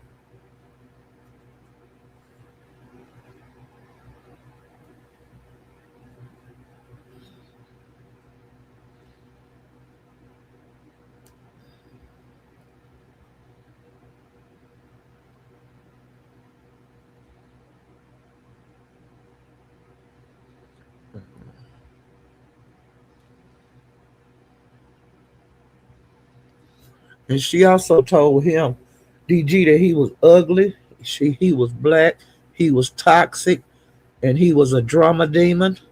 And she said, you flawed, DG, which I already know that. And she said, you nappy headed, and you can't tell her where to go. If she want to go over to Duke's, she gonna go over to Duke. She said that Duke and her hashed it out, whatever they had going on, and they okay right now. And you need to mind your own damn business.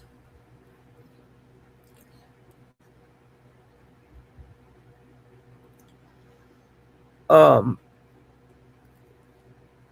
couple of lives back, Captain did a live and he had Christina Book, Maury, Mink and Peck Peck on there, and somebody was buying Peck Peck up and down, up and down.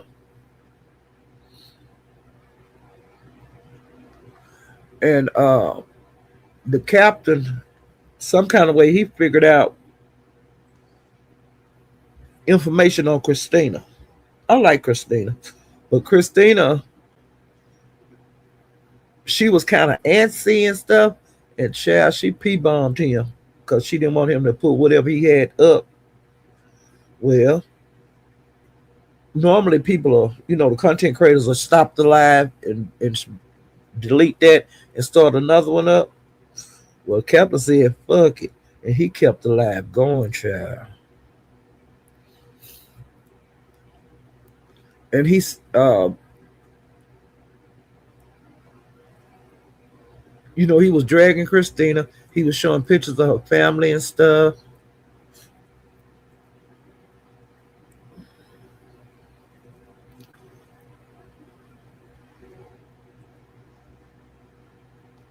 Now, Mink was up there. She was acting a fool. Because she acts a fool all the time. She act like the Mink act. And, like Woo act. Woo was doing Woo. And, she got bought down. Shane Gang got bought down. And Gina got bought down on that live. On that live, before they got bought down, Gina was into it with Woo, DG, and DG would call her a saggy body hoe. Mink and Gina got into it. And Mink got into it with Shane Gang.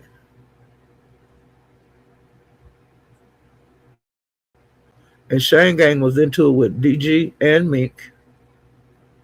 And that day, I got up there on the panel because Woo called me out of the chat.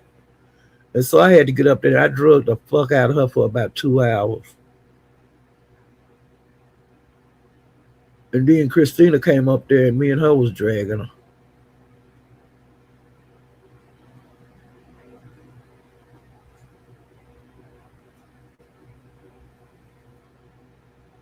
And that lady, LA, sometimes LA be okay and sometimes she don't. Sometimes she be drunk and she raise more hell and talk more shit that don't nobody want to hear.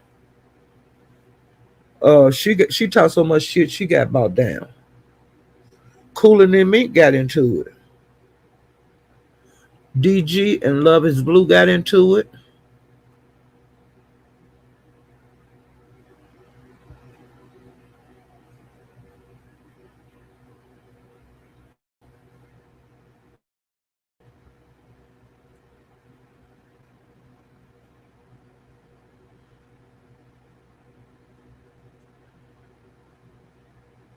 And LA called out Mink, not on my watch. And then she was looking for Op Mia. And she said that she'll go against Mink for docs. And she said that Mink was fake and phony.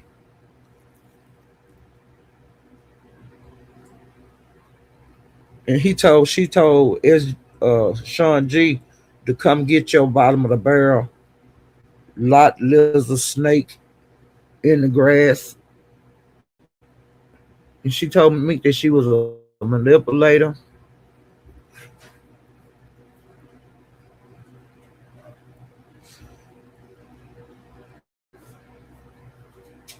And she said that they threw DG under the bus.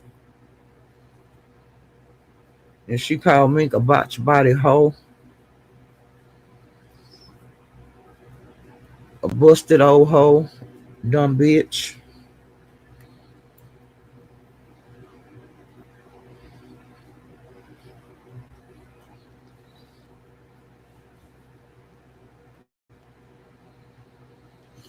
And she called her a scary, funky bitch. Mush mouth bitch. And she said that Mia wanted to fuck up 357 and others. And she told DG to take up for your friends. I went by DG's, and these are some older lives that I did since I've been, the last live. And I'm starting with DG on this one. DG was angry, and he said that if you don't rock with him, to stay away from him. Now I can see that. If you don't rock with me, don't mess with me. I agree with him totally.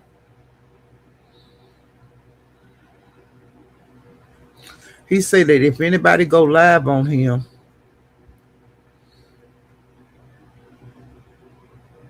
he said that's the last time that somebody will make a page off of him. Now this had was concerning when Eve and DG got into it on her birthday. They went out to the club, like karaoke club, had some drinks and stuff. Well, they met Eve's, like one of Eve's cousins and her whole man, and they went to the karaoke club. Well, Eve said that he was up in the ladies' faces and stuff, but she didn't really care because she was having such a good time. Her cousin said, "Do you see what he doing?" And Eve said that she would just hey, I'm just gonna have fun because this is my damn birthday and I ain't been out in a long time. Well, everything was okay, and so then they dropped the cousin. They went back to her cousin's house, and then Eve them got in the car and was headed back to her town because they was like an hour or 45 minutes away from wherever Eve lived. And when they was going home, DG and E got into it while she was driving. Now this is her side of the story, okay? They was into it, and she said the DG was just going off and was trying to tear the inside of her car up, which I have been in the car with somebody that go off, and I mean it's scary because sometimes they'll grab the goddamn steering wheel, or either try to take the key out the switch or turn the car off. That's dumb shit, okay? And I don't never get back in the car with a person that do that because you ain't killing me like that. Well, she said that he was acting so crazy that she called 911. Well, before the police for the 911 could come, she seen another police and stopped. I guess I don't know if the police stopped them or they stopped the police. Well, when she stopped the car and pulled over, DG got out and he was screaming that she was drinking and driving and blase, blase, blase. Well, they took Eve to jail. And, they kept her a while and then she got released. Well, see, the YouTube street did not know anything about this happening. Now, while Eve was in jail, DG came on YouTube and he was letting it be known that she was in jail for a DWI. And he was going from panel to panel talking that bullshit. So uh, we wound up over at, I think it was the captains or either Bimps, talking that bullshit, and he hit the link. And it went from there, y'all. And I got to get more to that. And,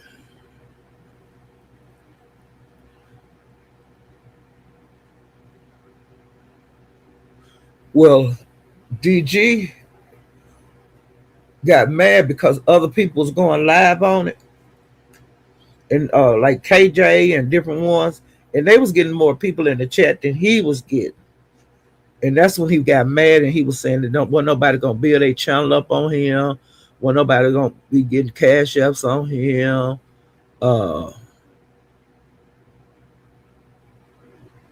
And he said that it was, that people was fake ass bitches and all that kind of stuff. And so he was telling People don't have to be jumping on panels talking about him, and he don't play with nobody. He don't play with no man, boy, bro, nigga. He don't play. He's saying that a person don't have to give him no money. They just need to stay the hell away from him.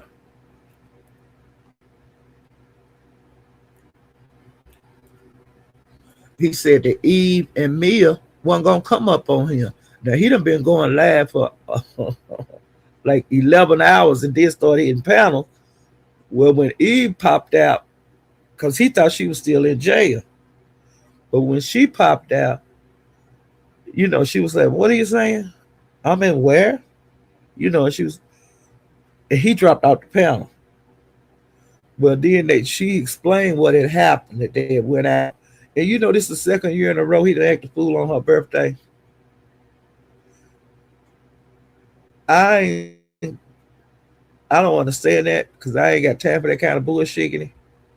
But some people just they toxic. They not a good match.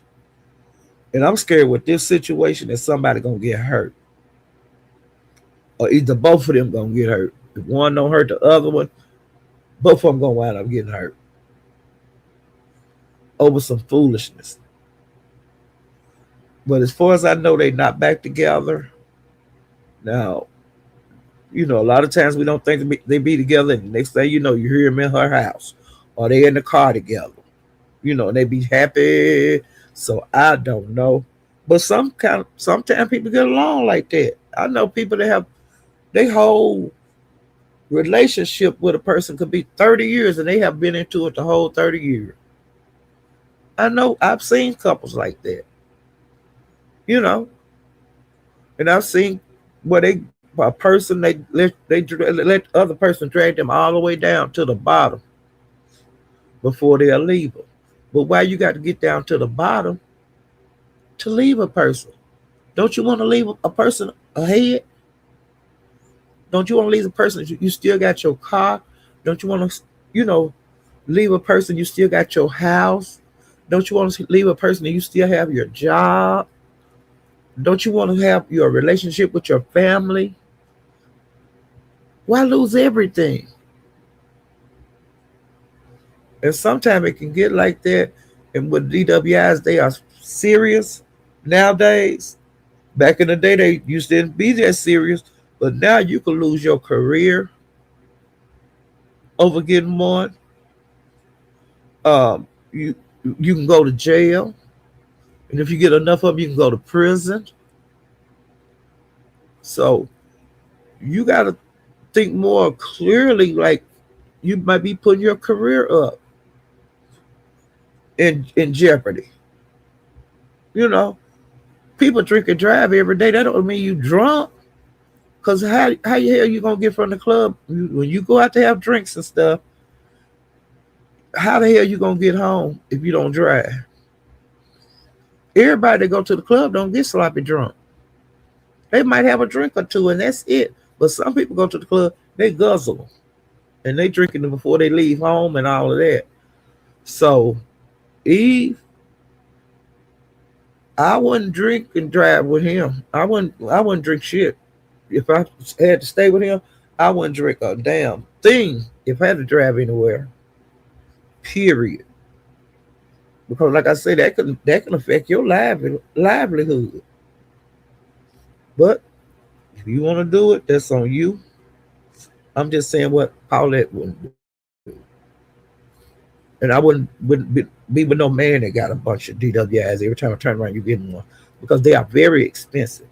Your insurance go up. Then, like, if most people that got the same insurance company they've been having for years, because you're not no little girl, Eve. When each DWI, your insurance is gonna go up, or either your insurance company will kick you out, and you got to go out there and find some more insurance, and that 9 times out of 10 is gonna be 3 or 4 times more than what you was paying before, and then you might lose your damn job. And then you got to pay to get your car to impound. That gets expensive. So He couldn't ride with me. He couldn't ride with me if I wasn't drinking. Fuck that. Okay.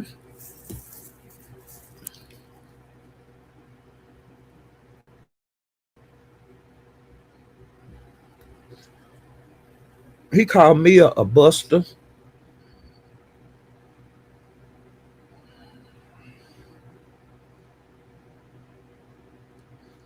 and she was talking about his loud mic, which everybody talk about it. But some people, some more people got loud mics now, child, louder than his.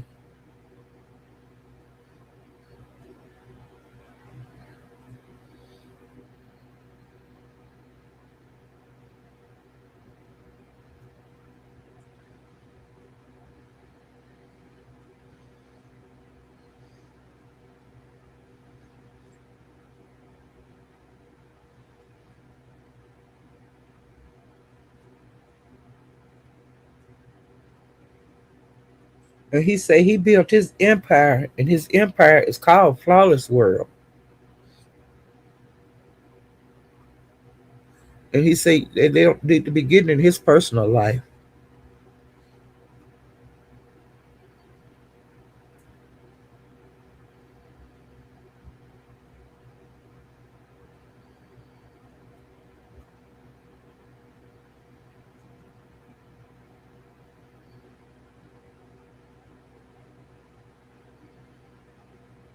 And he called Black a big funky bitch.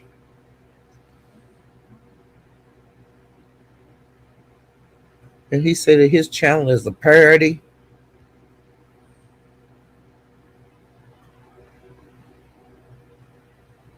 He has some good words for my hair. And then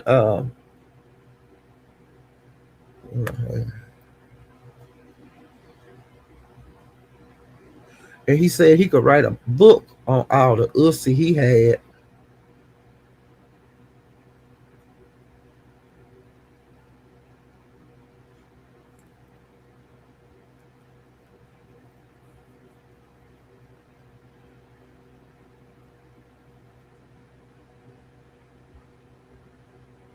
And Mia and Eve handled um, DG on his panel,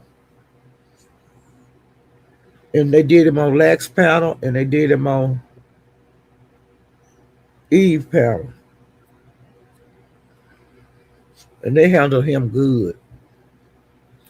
Now Eve, I mean Wu, I told you how she was. Me and her had got into it and had been into it over, on the panel. Uh, Wu has said talking about me dying and all that kind of stuff, all that crazy shit. Wu even burnt a candle for me, and it was like a voodoo candle. I don't know what kind of ritual she did on it, and I told her that shit don't work. That I was covered by God, and I don't believe in that shit, and this and that. And she was kept on talking shit and acting like she was putting a hoodoo on me or whatever. And I told her to be careful with that shit, okay? But yeah, the next day, her daughter was over there at KJ's on his link. And honey, it went from there. Woo had a fit. But see how that damn candle you burn on me and Christina, it backfired all in your face. And Woo have had, since that happened, she haven't really been hitting links on stuff, but I don't feel sorry for her. She was saying that Christina had no. Wu was has said on KJ panel that her daughter had beat one of her sister, like Eve's sister's children, really badly. And she was just saying all kind of stuff about that little girl over there on the panel. And allegedly mysterious, like good pussy, she's through it, Wu, because she said that Wu said that Christina had F'd the little girl. And so she said she didn't have time for that. It was putting her back into a bad place in her life. Uh, about being molested and stuff like that. And she said she didn't have time for Wu no more.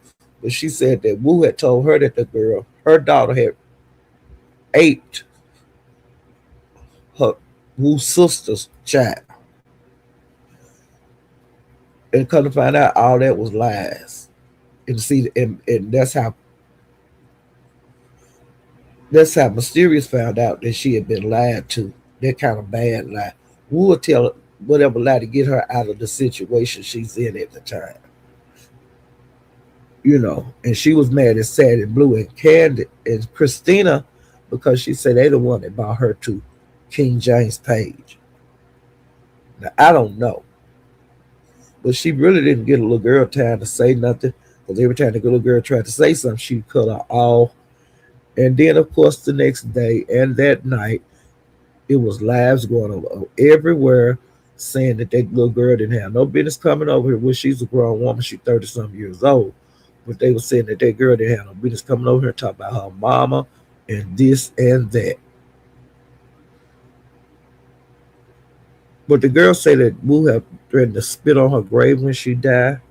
She wished death on her. All that kind of bullshit. She said she wasn't no mama to her. She didn't raise her. All that kind of bullshit. The girl had been on here before and said that Wu ruined her life. Now the little girl seemed to have her head on her shoulders. She have a car. She have her own place. She have a job. She got a baby and getting ready to have another one. But Wu can't talk about her. The girl just got finna have 2 kids.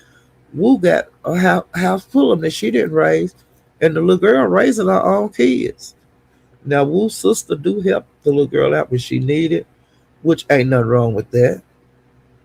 Uh, I'm thinking that this lady raised this girl, because the girl spends a lot of time with her. She watch her children, like if she got to do something, which I don't see nothing wrong with that. But Wu have a problem with it, about her dropping her kids off for her auntie to keep. But if her auntie don't give a damn, why should Wu? Wu ain't keeping them. Girl, you have to just listen to that dumb bitch. Wu got something called wrong with her. Okay.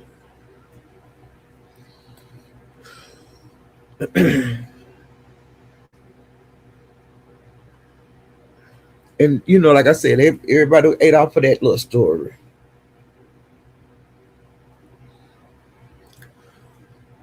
Another thing I noticed too, Judge Fifi is back. She been back about a week, and she was talking that shit over there. Okay, she was saying that, what's the person name? I am here for it. Now I don't know who this person is, because this is over in that mama sector, and I don't be in the mommy sector. I very seldom go over there. It's got to be something really going on for me to go over there, which I don't really know them people over there. So that's why I don't hang around them parts. Well, she said they had been to court, and the case could not go further because it was for a restraining order. The lady was putting a restraining order on Judge Fifi. The lady has been trying to serve Judge Fifi ever since July. Well, they went to court, but they couldn't put the restraining order on Judge Fifi or hear the case, because Judge Fifi had not been served, and the judge couldn't go no further with it. Well, Judge Fifi pulled up the paperwork from when they went to court and read it on her channel, and it said that she had a public defender, and she also said that I am here for it had being she's representing herself. She don't have a paid attorney, And she said that I am here for it, has been collecting money for an attorney, child. And she said, don't you say you have a lawyer when you ain't got no lawyer, because you had, when you went to court, you said you was representing yourself. She said their next court date is scheduled for March the 11th.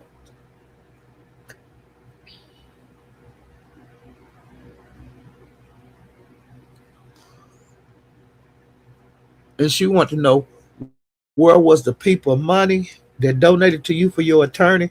Where they damn money at? And she called her a scammer.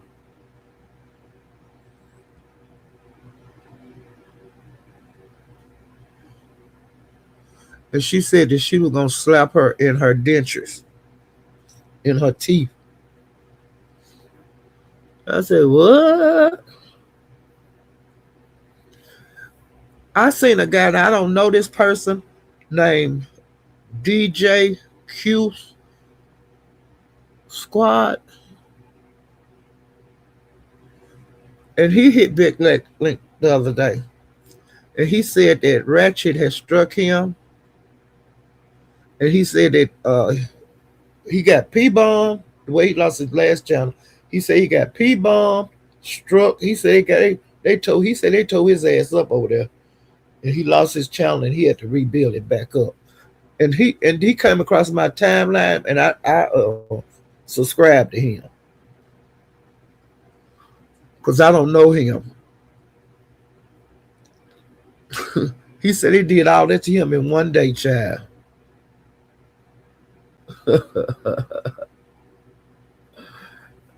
He was talking to Big Lack about it.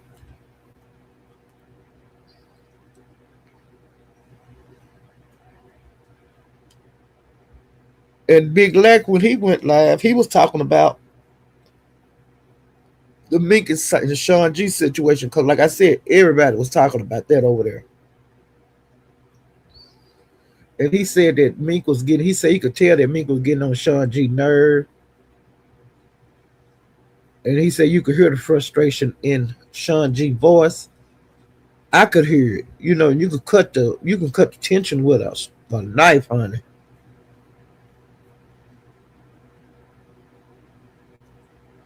And he said that he know that Sean G get tired of, her want to talk about YouTube this and YouTube that, and asking all kind of questions. So uh, Big Lack was leaning toward Sean G in this situation that they had on the, you know, when they first got into it over there at Sean G's, he was just making commentary on that. And Freaky C, Mike, Justin, it was different ones up there on the panel. DJ Q, and uh, Justin got up there and started asking DJ Q questions, about guns and stuff like that. And Mike got into it with Justin and was saying, why was he up there asking all them goddamn Popo questions? And he told him that if he have that his car is so old and raggedy, he said that if he have a wreck in his car, that the fixing the headlight will cost more than the car worth. And I hollered, child. And this is what I made a note of that Sean G baby mama, the lady that he with right now, supposed to be his wife. She got a baby by Bodega. I made that note. I knew I put it in here somewhere, and that's where it. Big Like also did another live in Shanghai, China, straight like that, Gina. Oh, and straight like that, and they unblocked each other. They got a crazy relationship. They mad at each other today and make up tomorrow.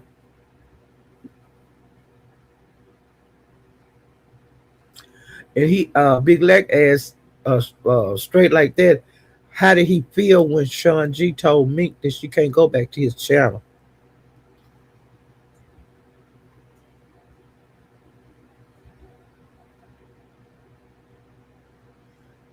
It was, straight like that said that he had trolled Sean G so bad that he ended his live. I guess he was talking about the live that, him and Mink had first got into it. Cause he did, he ended that live. It was a lot of dead air silence. Then they talk and then it'd be silent again. And then it would be, hey, I gotta go. I'll see y'all later. And he just stopped that live when him and Mink got into it. Um,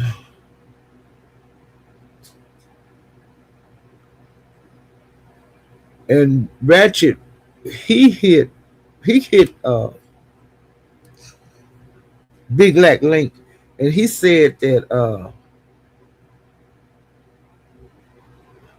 when he left, he had been over to Sean G's live, and he said when he left there, he went and made a live on Sean G and Mink, and then the other day when Sean G and Mink got into it on Sean G panel, he said that instead of Mink texting Sean G trying to work it out or whatever, he said that Mink texted him.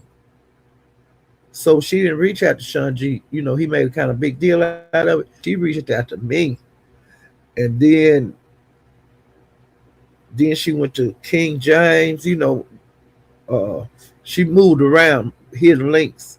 And and then that's where it was settled at over there.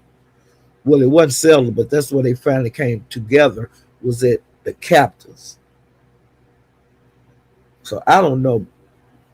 But Sean G didn't like her hitting all the panels that she hit. And see, I didn't see all them live. Now, straight like that, now when he hit Big Leg Link, he said that Zilla wife had dropped $800. When they were doing the dropping game. And she had did that dropping Peaches and NASCAR. But then come to find out, it wasn't no $800. It was closer to like $300, they say. When people added up how many times she paid to get different ones dropped off the panel, that it was more closer to 300 instead of 800. But a lot of people ass think on shit.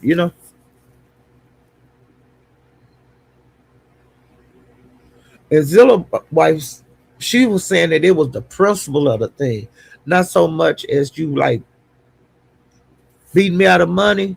It's the principle of the thing. You said you were gonna show me the receipt, but you didn't. So that's the way I can see every way on this one.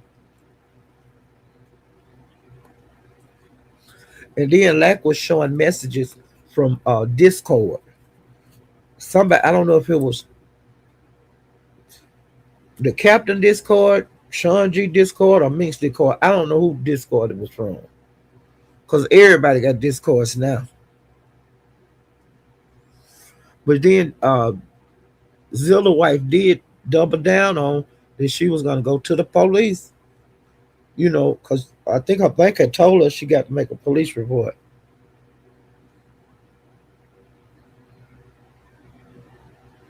And she said that they trying to put Mahaya name in it, that he was, the reason that him and Zilla fell out. She said they had nothing to do with Mahaya. That she fell out with Mahaya over a whole nother situation, and it didn't have to do with the bag thing. And she made that very clear because she said that was being put out there, and she said that had nothing to do with it. Wasn't the same thing what Sean G did and what Mahaya did. There are two different things. They are not the same.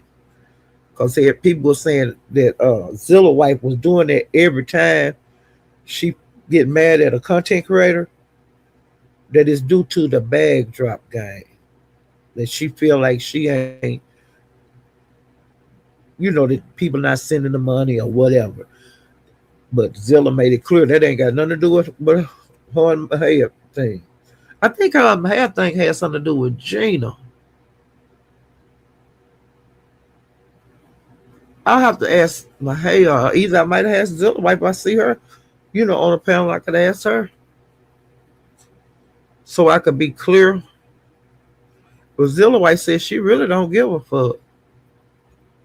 And that he was gonna show his phone, like the messages when you scroll on your phone where you could see like that. Cause like I said, they make up fake receipts every day. And Zilla White said she believed Mink would make fake receipts just to cover for SG. And she said that she want to see him on her phone like he said he was gonna show her.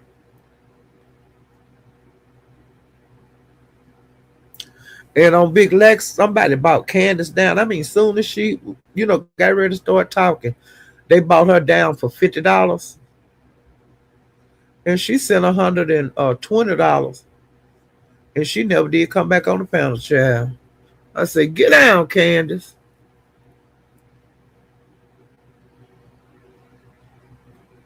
And Black was like another day. Danny was over there. I like Danny. And she was over there, and her and Freaky C were like flirting and stuff.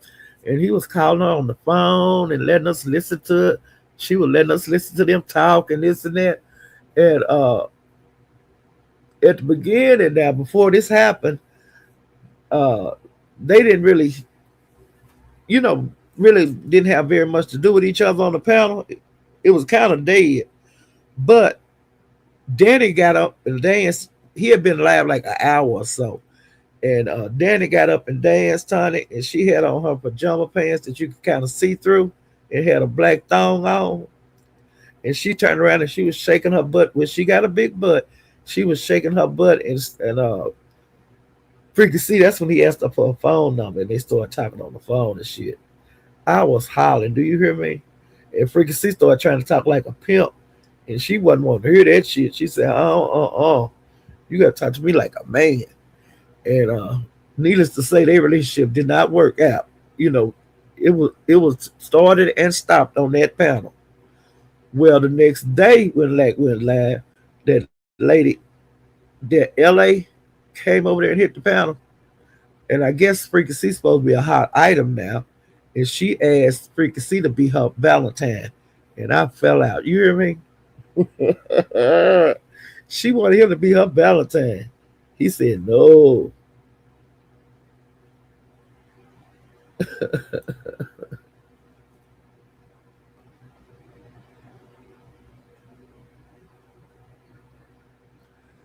Another thing that happened is the Martello. They say he paid Key One, and that's the guy that's in jail for murdering MO3. That he paid Key One, and I don't know how much, for him to do an interview. And then some kind of way it went left field. Okay, um,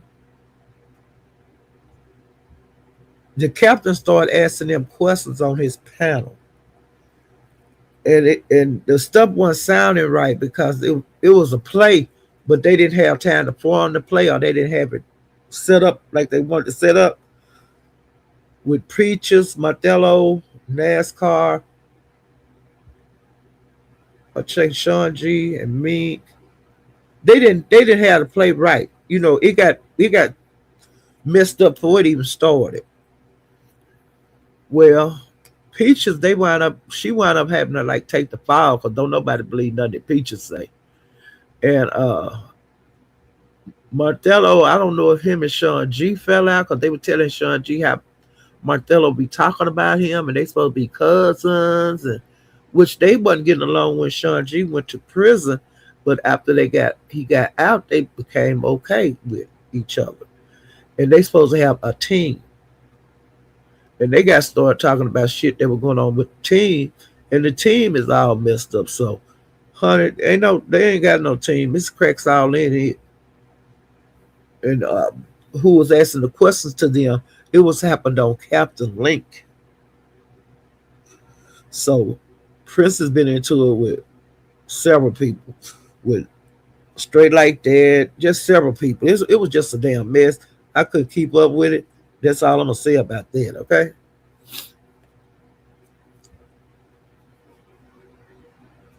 And then they was having conversations with like Key One and somebody else, and then they called Martello, and he was listening in on the call and recording it. Well, see, he started releasing what he was listening to on YouTube. And by the time they figured it all out, it wasn't figured out. But it was a damn mess. So I don't know if Sean G and Martello made up. I don't know if a Princess made up with NASCAR and uh, NASCAR and Martello. I don't know what the hell going on that because it just popped up out of nowhere. But see, they've been paying Keywan for about it's been over a week that he been doing them jail calls, and y'all he been getting all kind of cash out, and I don't understand how MO3 said to send him money and he's supposed to shot MO3. I don't get it, but it ain't for me to get. But I'm thinking that he been up in that jail so long, he probably ain't got no money, and he probably just doing anything to have commissary. You know, because I bet if you up in that jail without no money, it's pretty hard on you. So I'm thinking that's why he doing the interviews. And like when he first started doing the interviews, he was saying his lawyer said he could talk to like people about the case. But I don't believe that. Most lawyers will say just keep your mouth shut. But he said his lawyer no, he talking to the different people on the internet about the case, and but I just don't believe because they'll make your lawyer hard job so much harder and stuff. But because you have the right to remain silent, and on the jail calls, if you don't have a burner phone, if you talking on that jail phone, you throwing you putting the nails in your casket. Hopefully he don't want them burner phone.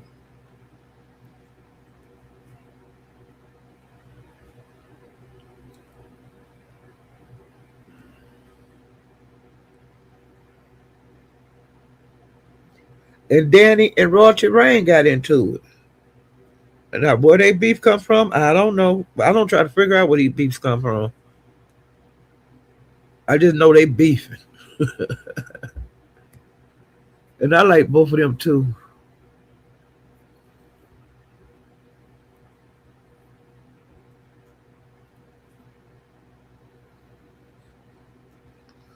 And Pretty Trucker, Mink hit the link. And Wu hit the link. And Pretty Trucker got into it with Mink and Wu. And she was calling Wu stupid and retarded, a worthless ass mother, and the Wu to keep her name out of her mouth. Now when Wu go to Lax, she disrespects Pretty Trucker.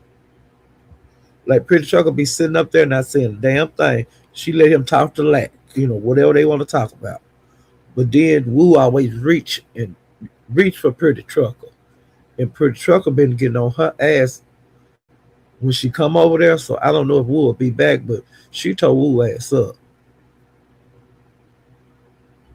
She said every time she come over there you go saying something to her. And she said, I don't even look at you. So, she was calling her a dirty, stinking ass bitch.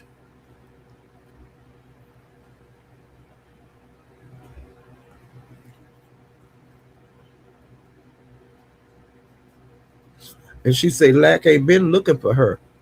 You really don't need to be coming around these parts. Wu and Jazz got into it. Wu was talking about Jazz evictions. And Wu, at least Jazz getting evicted, your ass is homeless. Dumbass bitch.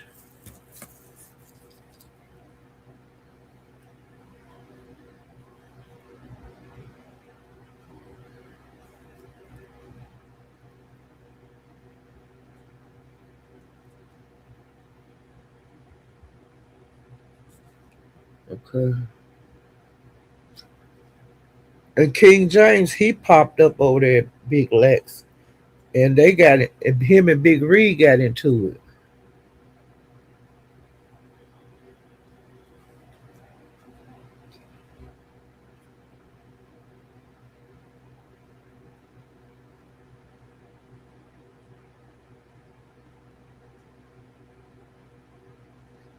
And he drug Bobby Johnson, Mink, DG, and the captain. Mink and Bobby Johnson got into it with Pretty Trucker. This was at Lax. Mr. West got into it with Mike Martin.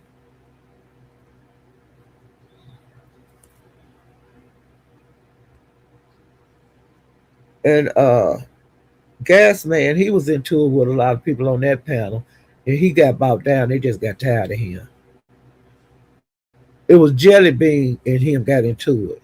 And it was epic. I put on here. Jelly Bean versus Gas Man, epic. Drag. Oh, I said she drug. It was an epic drag on a man that was paralyzed in a wheelchair, child.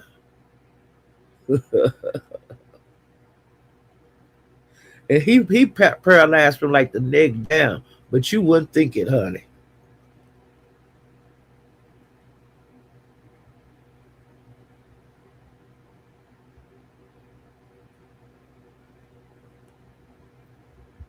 And Big Lack, he asked Lee, why you can't get your own man or man that'll treat you really good? You know, no, that's not right. Eve wanted to know why Mink couldn't get her own man, why she had to get somebody else's man.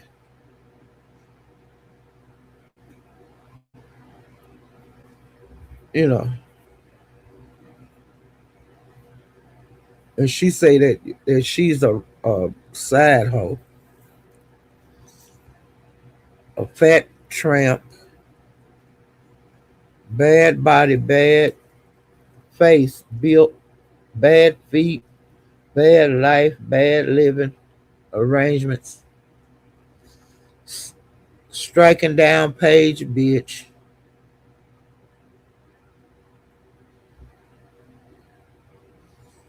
She say that Mink almost effed Captain.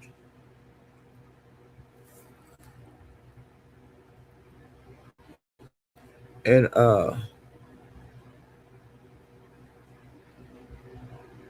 let's see.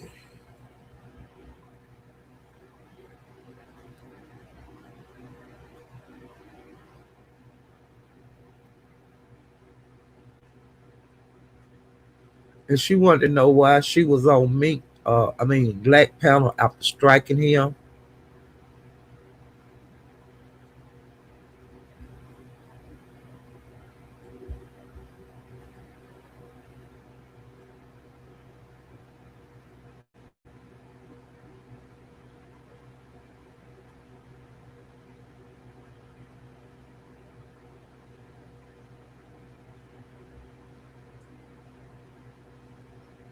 And she's told Mink that she was spending her coins.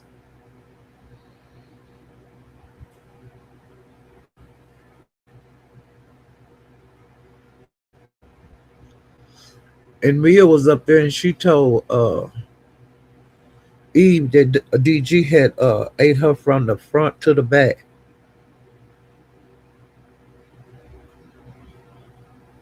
And she kept on saying that. She had said that over at DG's, and then she went over to Lex and was saying it. And DG said he didn't lick her from the front to the back. But Mia was saying he did, so I don't know if he did or didn't. And when she said it to Eve, it was out of nowhere, and Eve was just like shocked. And then, then they started dragging each other, and they went on and on and on and on and on, y'all.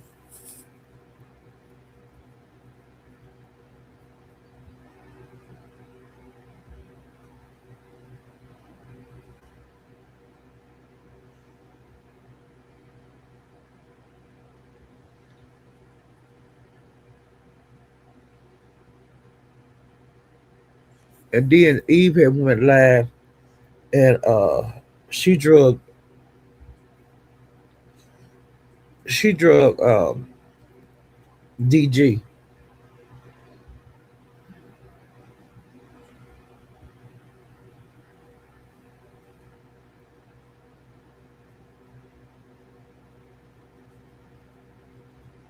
And she said that her relationship with DG was a nightmare.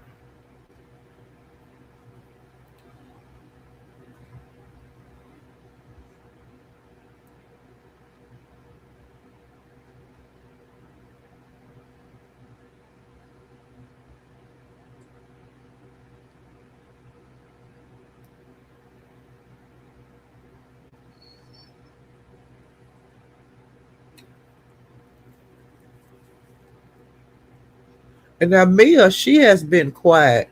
She haven't been active like she was, because she was real active, but I don't know what's going on with her. Maybe she working a whole lot.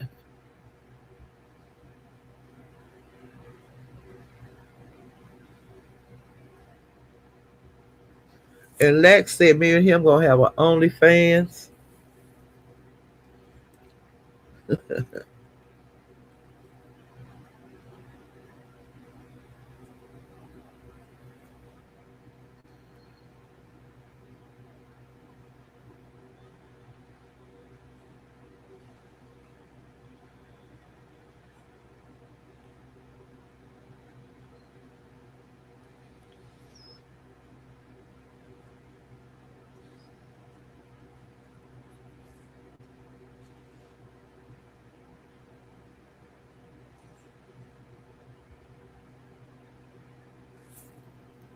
Just a second.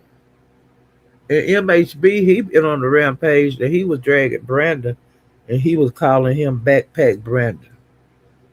But honey, I don't think back that he living at no backpack. Cause honey, he riding horses in the beach on the beach in the sand and uh surfing and shit with them white boys.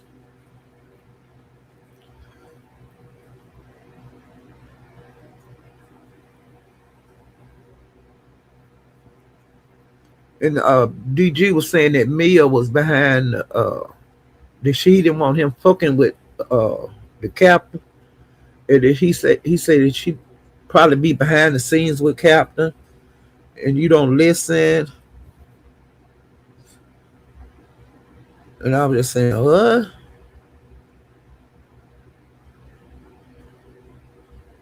And he also said that Mia was talking to Summer. Now I think Summer is a lady that he might have a kid or two with. She was like a person that was really down with him.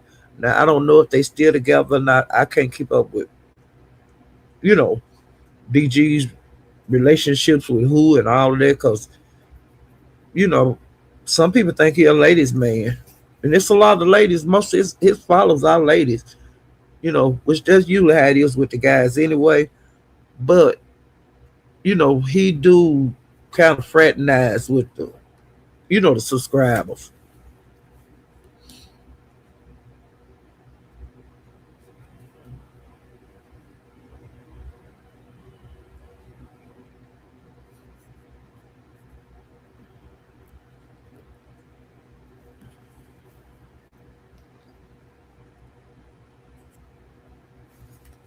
And Dick, and when that stuff was going on with Eve going to jail, people was getting on dragging DG so bad around here for putting the police on him that he said he was going insane.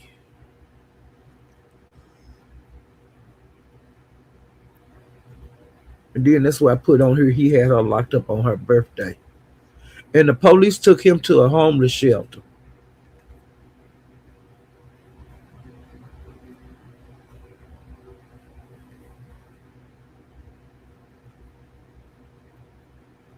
And Sanity hit DG Link and said that she seen this coming.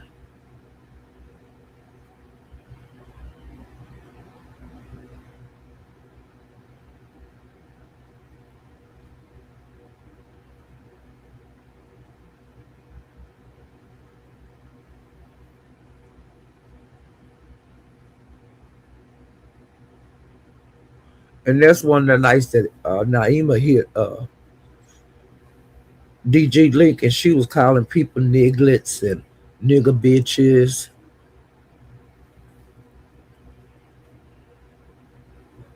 And she was telling her she didn't know her.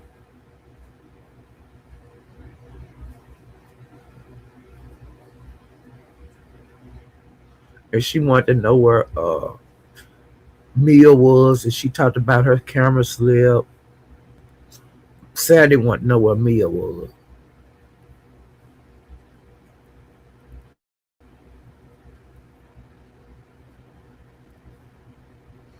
and she called Sanity a pipsqueak bitch. And Mia also said, "Fuck you" in that niggas panel talking about DG.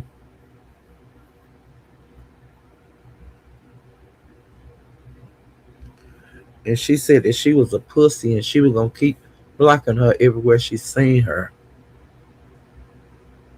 And they was asking each other, "What you gonna do? What you gonna do?"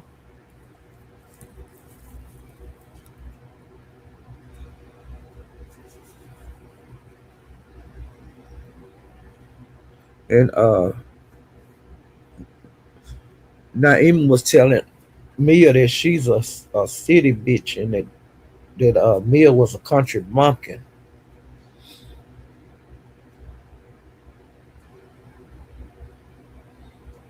And she said wherever she see Mia at, she was gonna drag her. Was it what 357? She was gonna drag her wherever she see her. And then she was a pussy.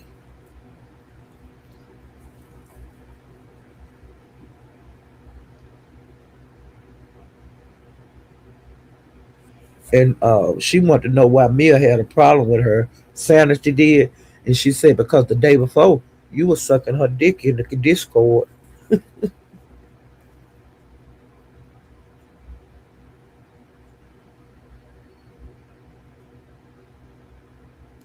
And she said that she had country dirt feet, country dirt walking bumpkin bitch. And she said that she was gonna hit DG Link until he told her she can't hit it no more. Now I'm at Bimps. Meek was into it with Coolin. Midwest, Mr. West got into it with Skoker. SD and J was into it. Coolin also was into it with Skoker and Rune Shaker. 88 was into it with Jade. On that live, Bimp Live, everybody was into it, child. Bimp have good lives, though. He don't go live that much, but when he do, I be there, child.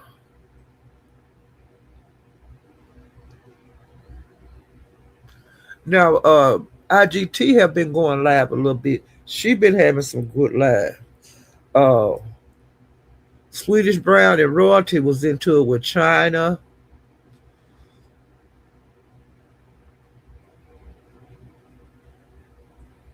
Wait a minute. This was like night before last that IG went live, and it was good.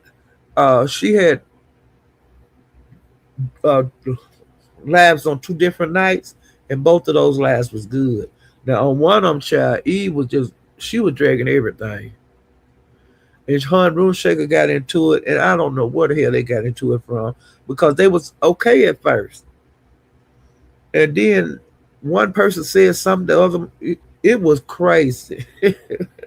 I got my life, but then I think they okay now. I like both of those ladies a whole lot, and I really don't like to see them into each other.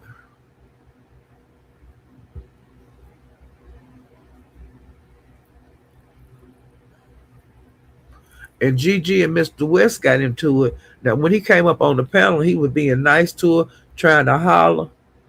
But then when she like wouldn't respond to him like he wanted her to, then he started talking about uh how she still, and he started dragging her, for not being married, and Gigi said she was married, and then she drug the hell out of him. And it was a good laugh. Like I said, IGT had two good lives back to back. And they was like her last two. And she had went live the day before, and Eve, honey, she had the flow, and she was up there. She was dragging her ass out, and The lab was almost 9 hours. Mahale got up there. It was all kind of people up there on their lab. And IGT, she finally jumped down off the panel because she had been up there for so long and left Eve by herself up there. And she said she planned on going back up there to turn the lab off. And she said she went to sleep, and Eve just kept right on talking, child. Eve talked till she got tired. You hear me? And I was hollering.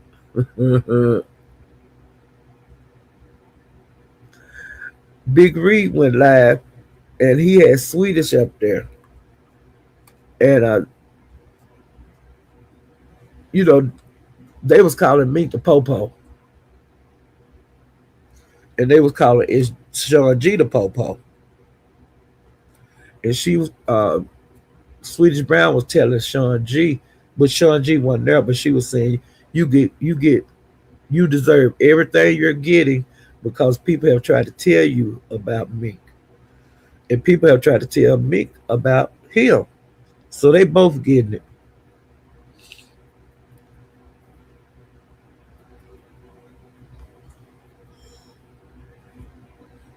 Flaming Duke got into it over there at Big Reed's, and it went on and on and on.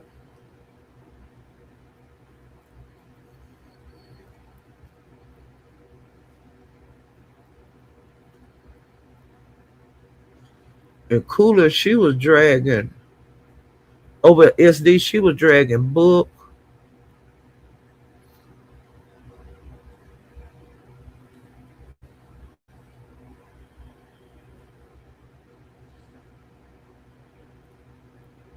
And China drug Book.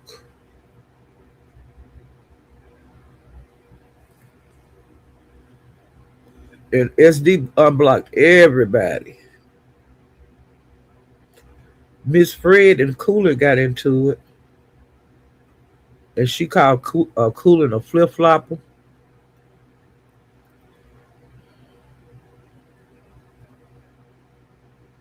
And Cooler told Miss Whitty and Miss Fred is the same person. Well, she told Cooler was up there talking to SD, and she was saying Miss Whitty ain't funny. Miss Fred ain't funny.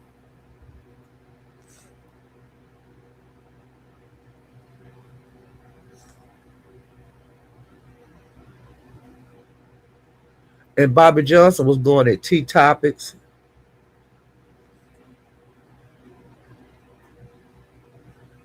And he was mad because he couldn't hit Broadway Link anymore. And he blocked T Topics told him when they was into it, she said she blocked him because she was talking to Jackie crazy. And Jackie's her daughter, and I don't blame her. I would have blocked his ass too.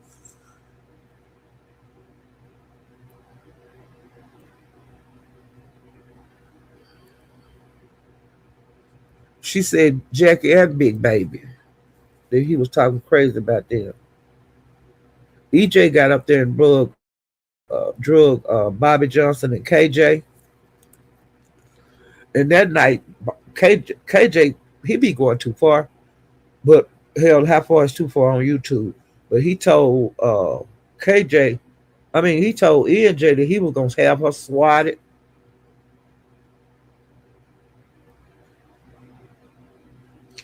And she said that she had called her attorney and the FBI and anybody else she wanted to.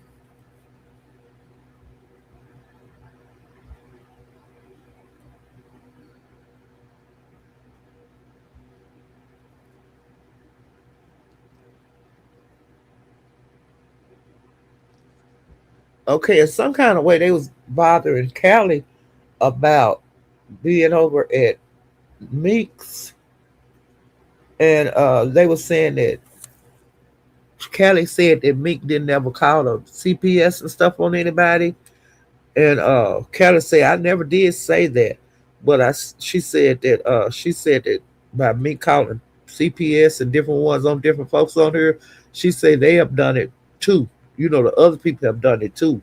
So she said she wasn't on nobody's side, but she wasn't gonna sit up and lie like Meek lie to Sean G. Like Meek ain't never called the police on nobody, and like Meek ain't never called CPS on nobody. She said she never did say that, and that was a lie. Whoever said it, she said that to Sean G.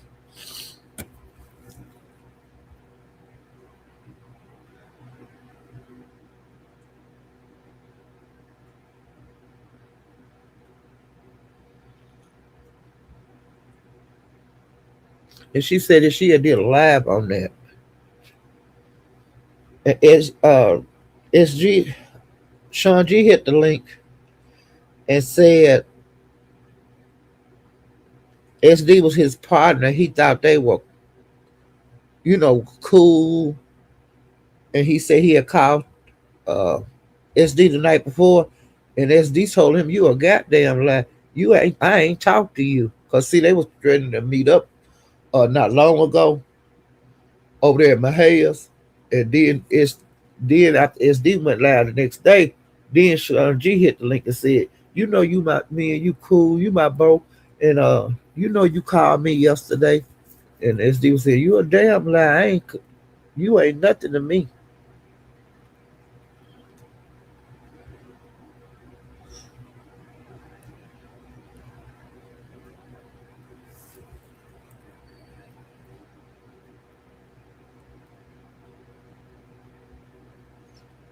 And then SD was dragging Mika, saying that she was the one that put out that SD was a pedo, and now she with him. And he said that she even had some paperwork with his fingerprints on it, like Sean G fingerprints. Now I don't know nothing about that. I was not around her when all that shit was going on.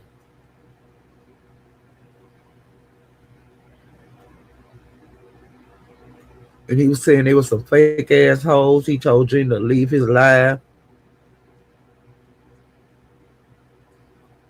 and get away from him.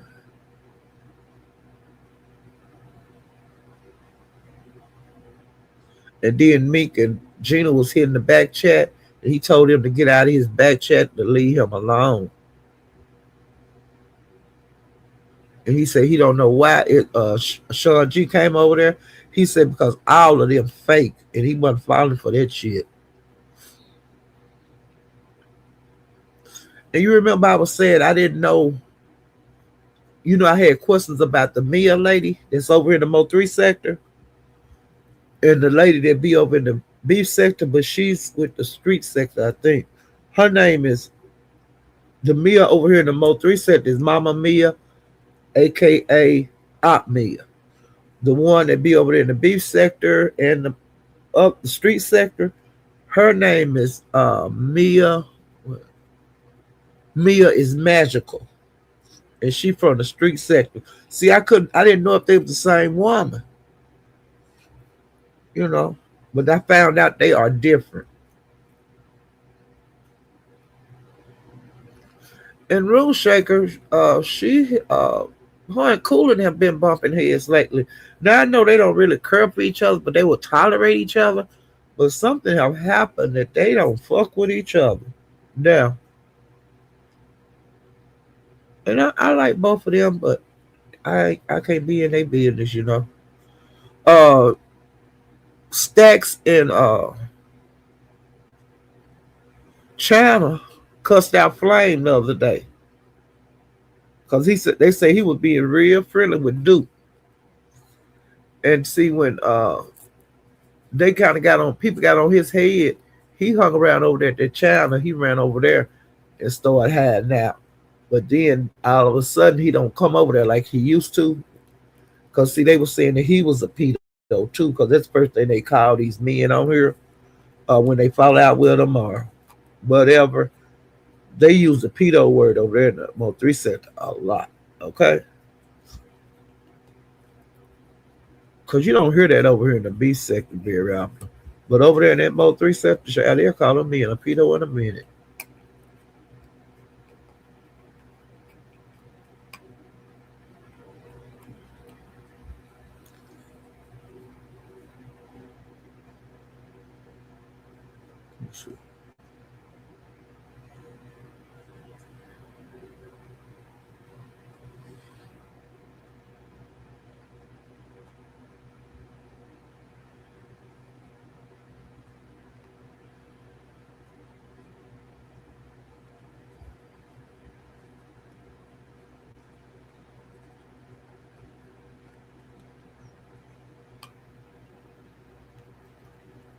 Wait a minute. And YouTube camera had hit DG Link, and they had got into it, and he was mad because she wasn't defending him against Duke Farrow.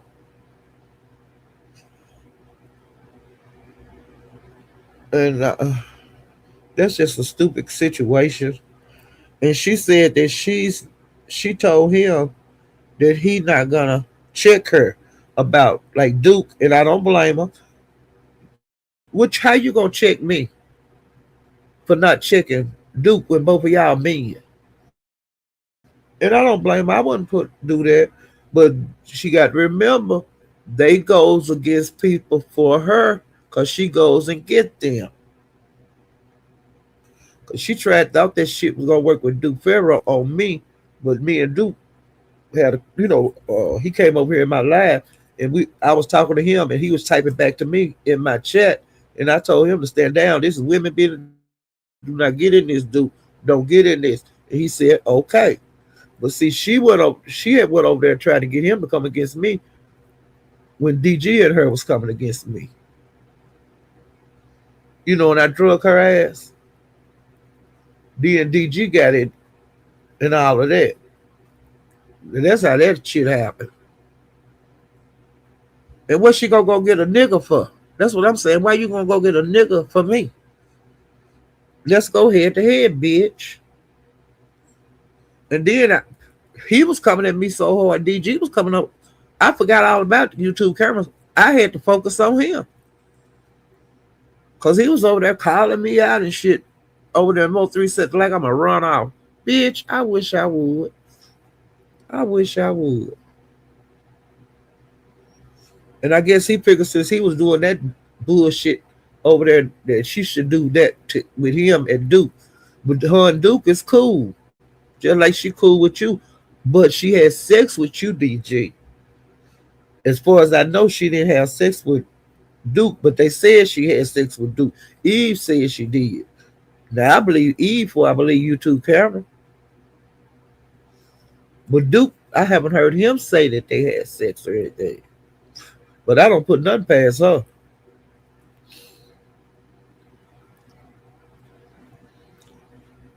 So I understand why DG was mad at you for not defending him against Duke. Because he defended you against me. Dumb bitch.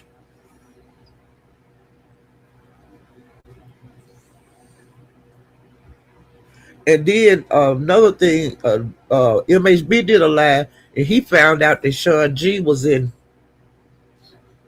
I think I don't know where. Big live in Atlanta, I think, and Sean G lived in Texas, I think. And allegedly, he had went to spend time with Meek in Atlanta. Now I don't know, cause I never did see him at her house or anything like that.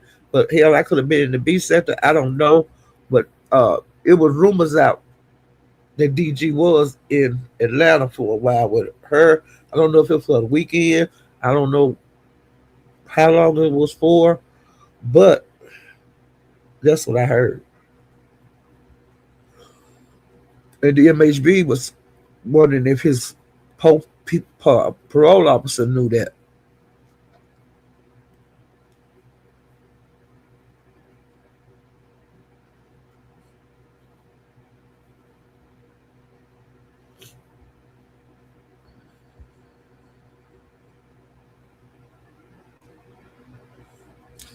And he also said that I think he called it Mink or something, and Sean G was supposed to have snatched the phone out of her hand.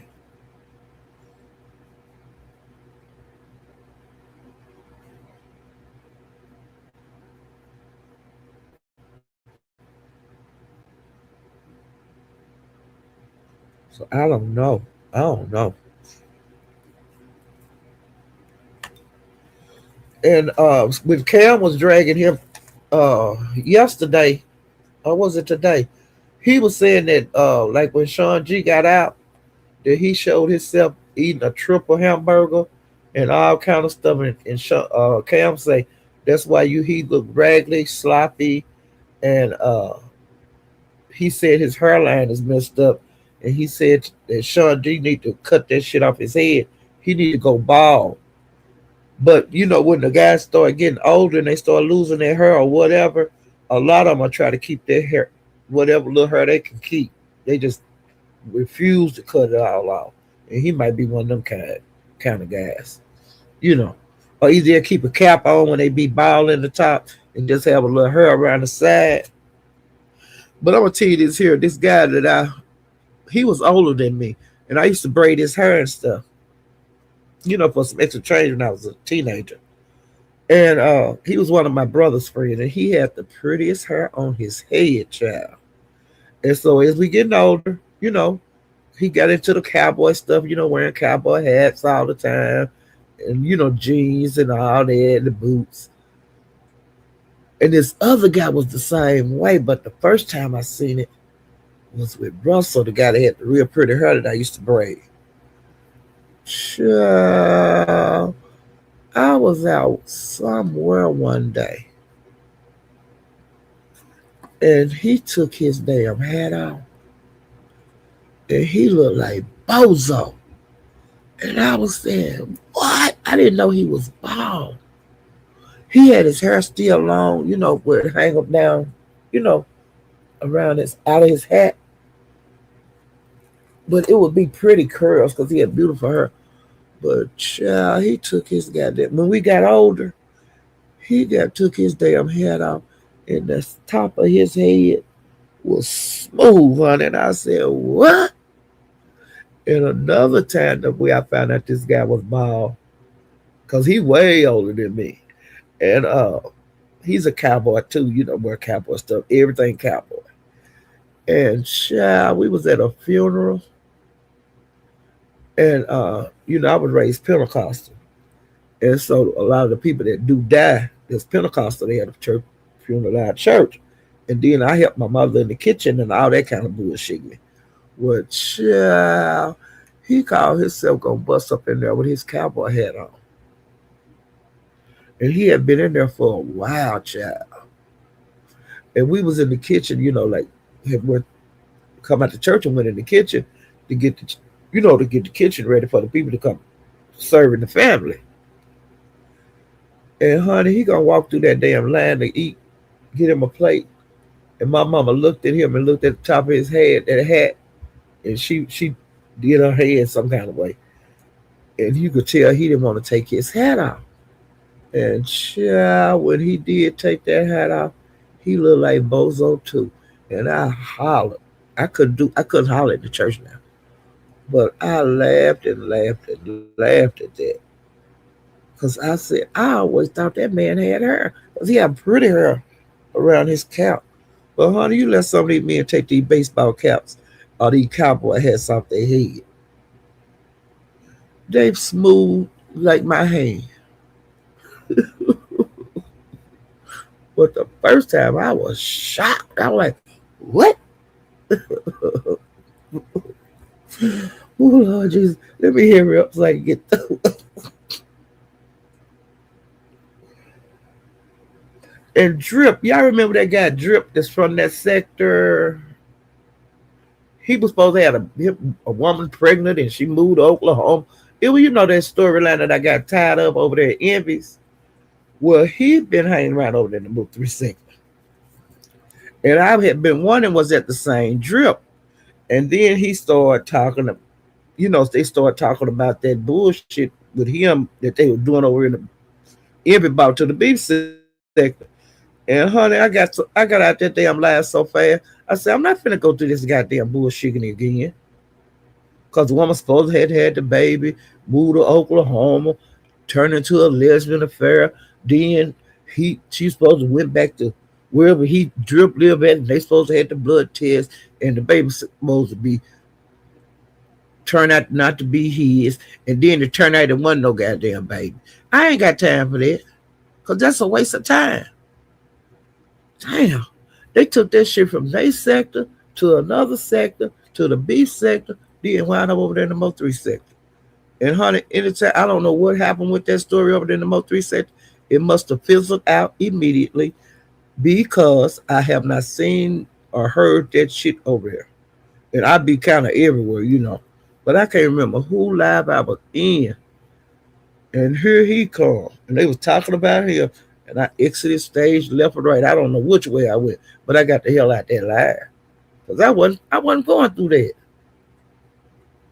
Okay.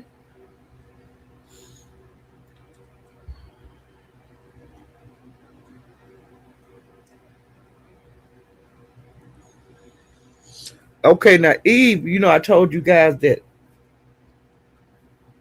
he had been all over YouTube telling about her being in jail, and that she, when he was up there, the last panel he hit talking about she was in jail. When she hit the panel, you know, she was saying, "I'm in jail. I'm not calling from jail." You know, she was talking like that to him. And honey, he dropped out the panel like somebody threw fire and gas on him. He jumped off the damn panel. And then she was talking to, I think it was the captain.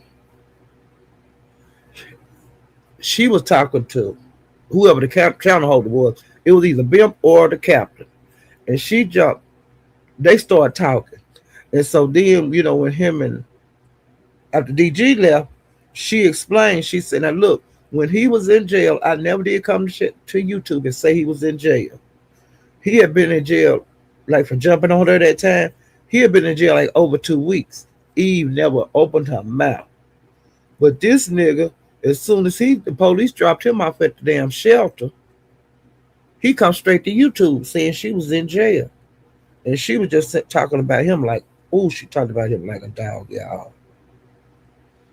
And then she told the whole story about them going out for her birthday and all of that. And ZX, I am so sick of ZX. He he jump on Goosey everywhere he see him at over in the beef sector. And it's some stupid ass shit. She be oh, they be talking he be talking about suck my dick and all that, and you got a ussy and you got a clitoris, and Goosey was saying you want to fuck me. You know, they be going back and forth like that. I am so sick of them. I'm so sick of it's. I just exit stage left one. I don't want to hear that. Like I said, they from the black sector. Take that shit over to the back in the mail, Detroit. I like you, everything, but y'all need to take that shit to the black sector. We don't want to hear about sucking men telling each other to suck their things, and it's boring. And like I'm in a it's gay guys over here. They don't even talk about each other like that. They don't even talk. Hey man, suck my thing. They don't do that. But y'all bring that dumbass filth over here, and we could do without it. The gay guys over here, they don't when they into it, they do not say you you suck my dick and out and you want to suck my dick. They don't do that. But the alleged straight guys come over here and they want to invite each other to each other talawhacker. That's the crazy shit I don't you think the gay guys will be the one over here doing it? I don't get that. Oh my God. It don't, that's why I cussed ZX out and ran his ass off the other night. I ain't want to hear that bullshit. That is not beef sector bullshit. And you want me? They asked the gay guys sometime over here. You what would it take for you to suck my dick? Now you heard that? Ain't that ignorant? But you supposed to be straight and harassing the gay guys over here. and you're abomination, and you're going to hell, and you going to hell too, because you talking about every kind of thing you could think of. You talk all on up women clothes. You show they nude. You do this. You do that. You doxing them. You doing this and that. Don't you think you're gonna go to hell first? Stop judging people.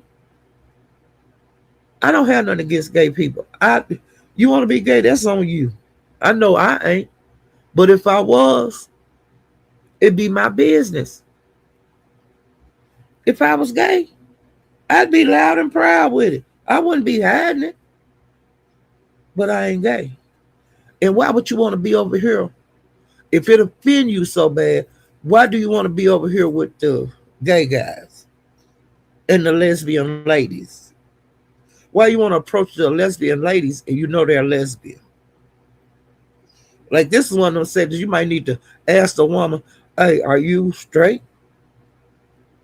Because you got a bigger chance of running into a lesbian woman over here in the beef sector. It's a lot of women that are straight in the beef sector, but there are a lot of women in the beef sector that are gay.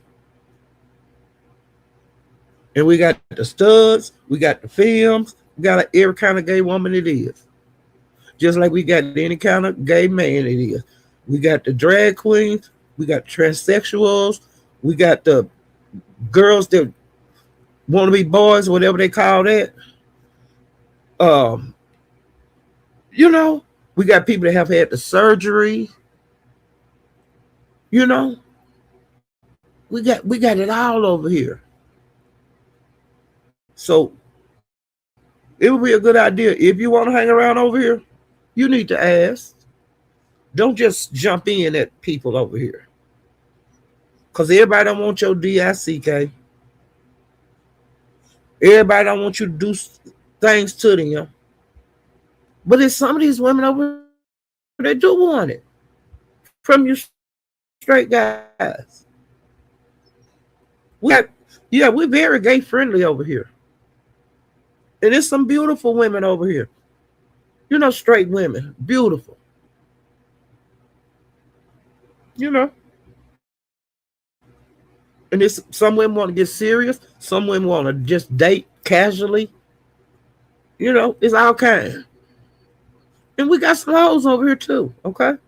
They ain't just over in the MO3 set. And they ain't, the black set they got hoes too. All these sets got hoes. Male and female. But ask questions. You know. Hey, Vibrant. Hey, Catherine. Welcome. This is the second time he's been over here. Wait a minute. Blame April. April, you get to blame for everything like me. It's King Duke Pharaoh. If you're nasty. Now, Duke Pharaoh straight. He's single. Now, I don't know if he want to mingle right now.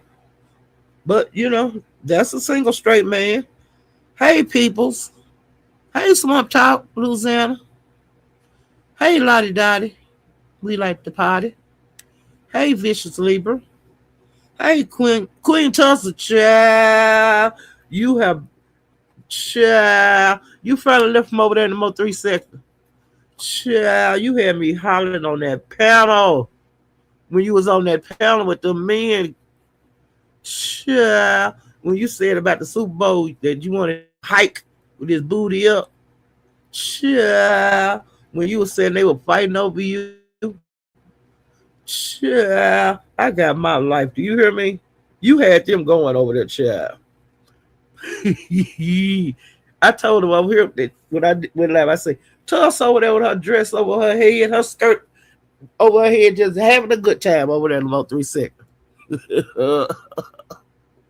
Coach Andy Reid's son unalived someone by DUI, and I think that he's in jail right now. Yeah, you'll go to jail for that. Like I said, the laws weren't like that in the past. They weren't strict like now. But hell, your ass can get locked up. If you get enough DWIs, they'll lock your black ass up. And you ain't got to hit nobody. But if you hit somebody and unalive them, you in trouble. They don't care who you is. Now sometimes with these people with a lot of money, they can kind of, it don't be so harsh on them, you know. Hey, gas man, gas man, gas. Hey, how you doing? I'm seeing some people in there that ain't been over. Hey, Panda, stay chilling. Thank you, thank you guys for coming through. Hey, a little bit, wait a minute. Hey, a little Negro, how you doing? How you doing? Wait a minute. Hey, Prince Colo, or I think Colo Limo. Hey, Eye Patch. Ooh, I'm glad you guys coming through. I see that's them MO3 people coming through here. Hey, amazingly beautiful. Thank you for coming. If you haven't subscribed, please subscribe to my channel. I'm trying to get to 3,000. Hey, watching from Cloud9. You can be what you wanna be from Cloud9.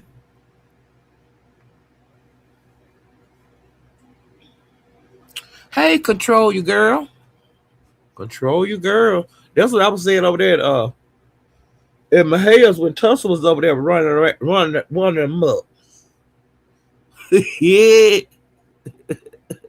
She had Slim and Maya, honey, she had them going. And they wouldn't shut up. They kept, as long as they talked, she was going to talk, because she got a smart mouth, okay? Hey, kick the back, queen. Yeah. I think I spoke to everybody. No, I ain't. Hey, youngest. Love, Blake. I think that's everybody. I got Jay Parrish because I always forget Jay Parrish, child.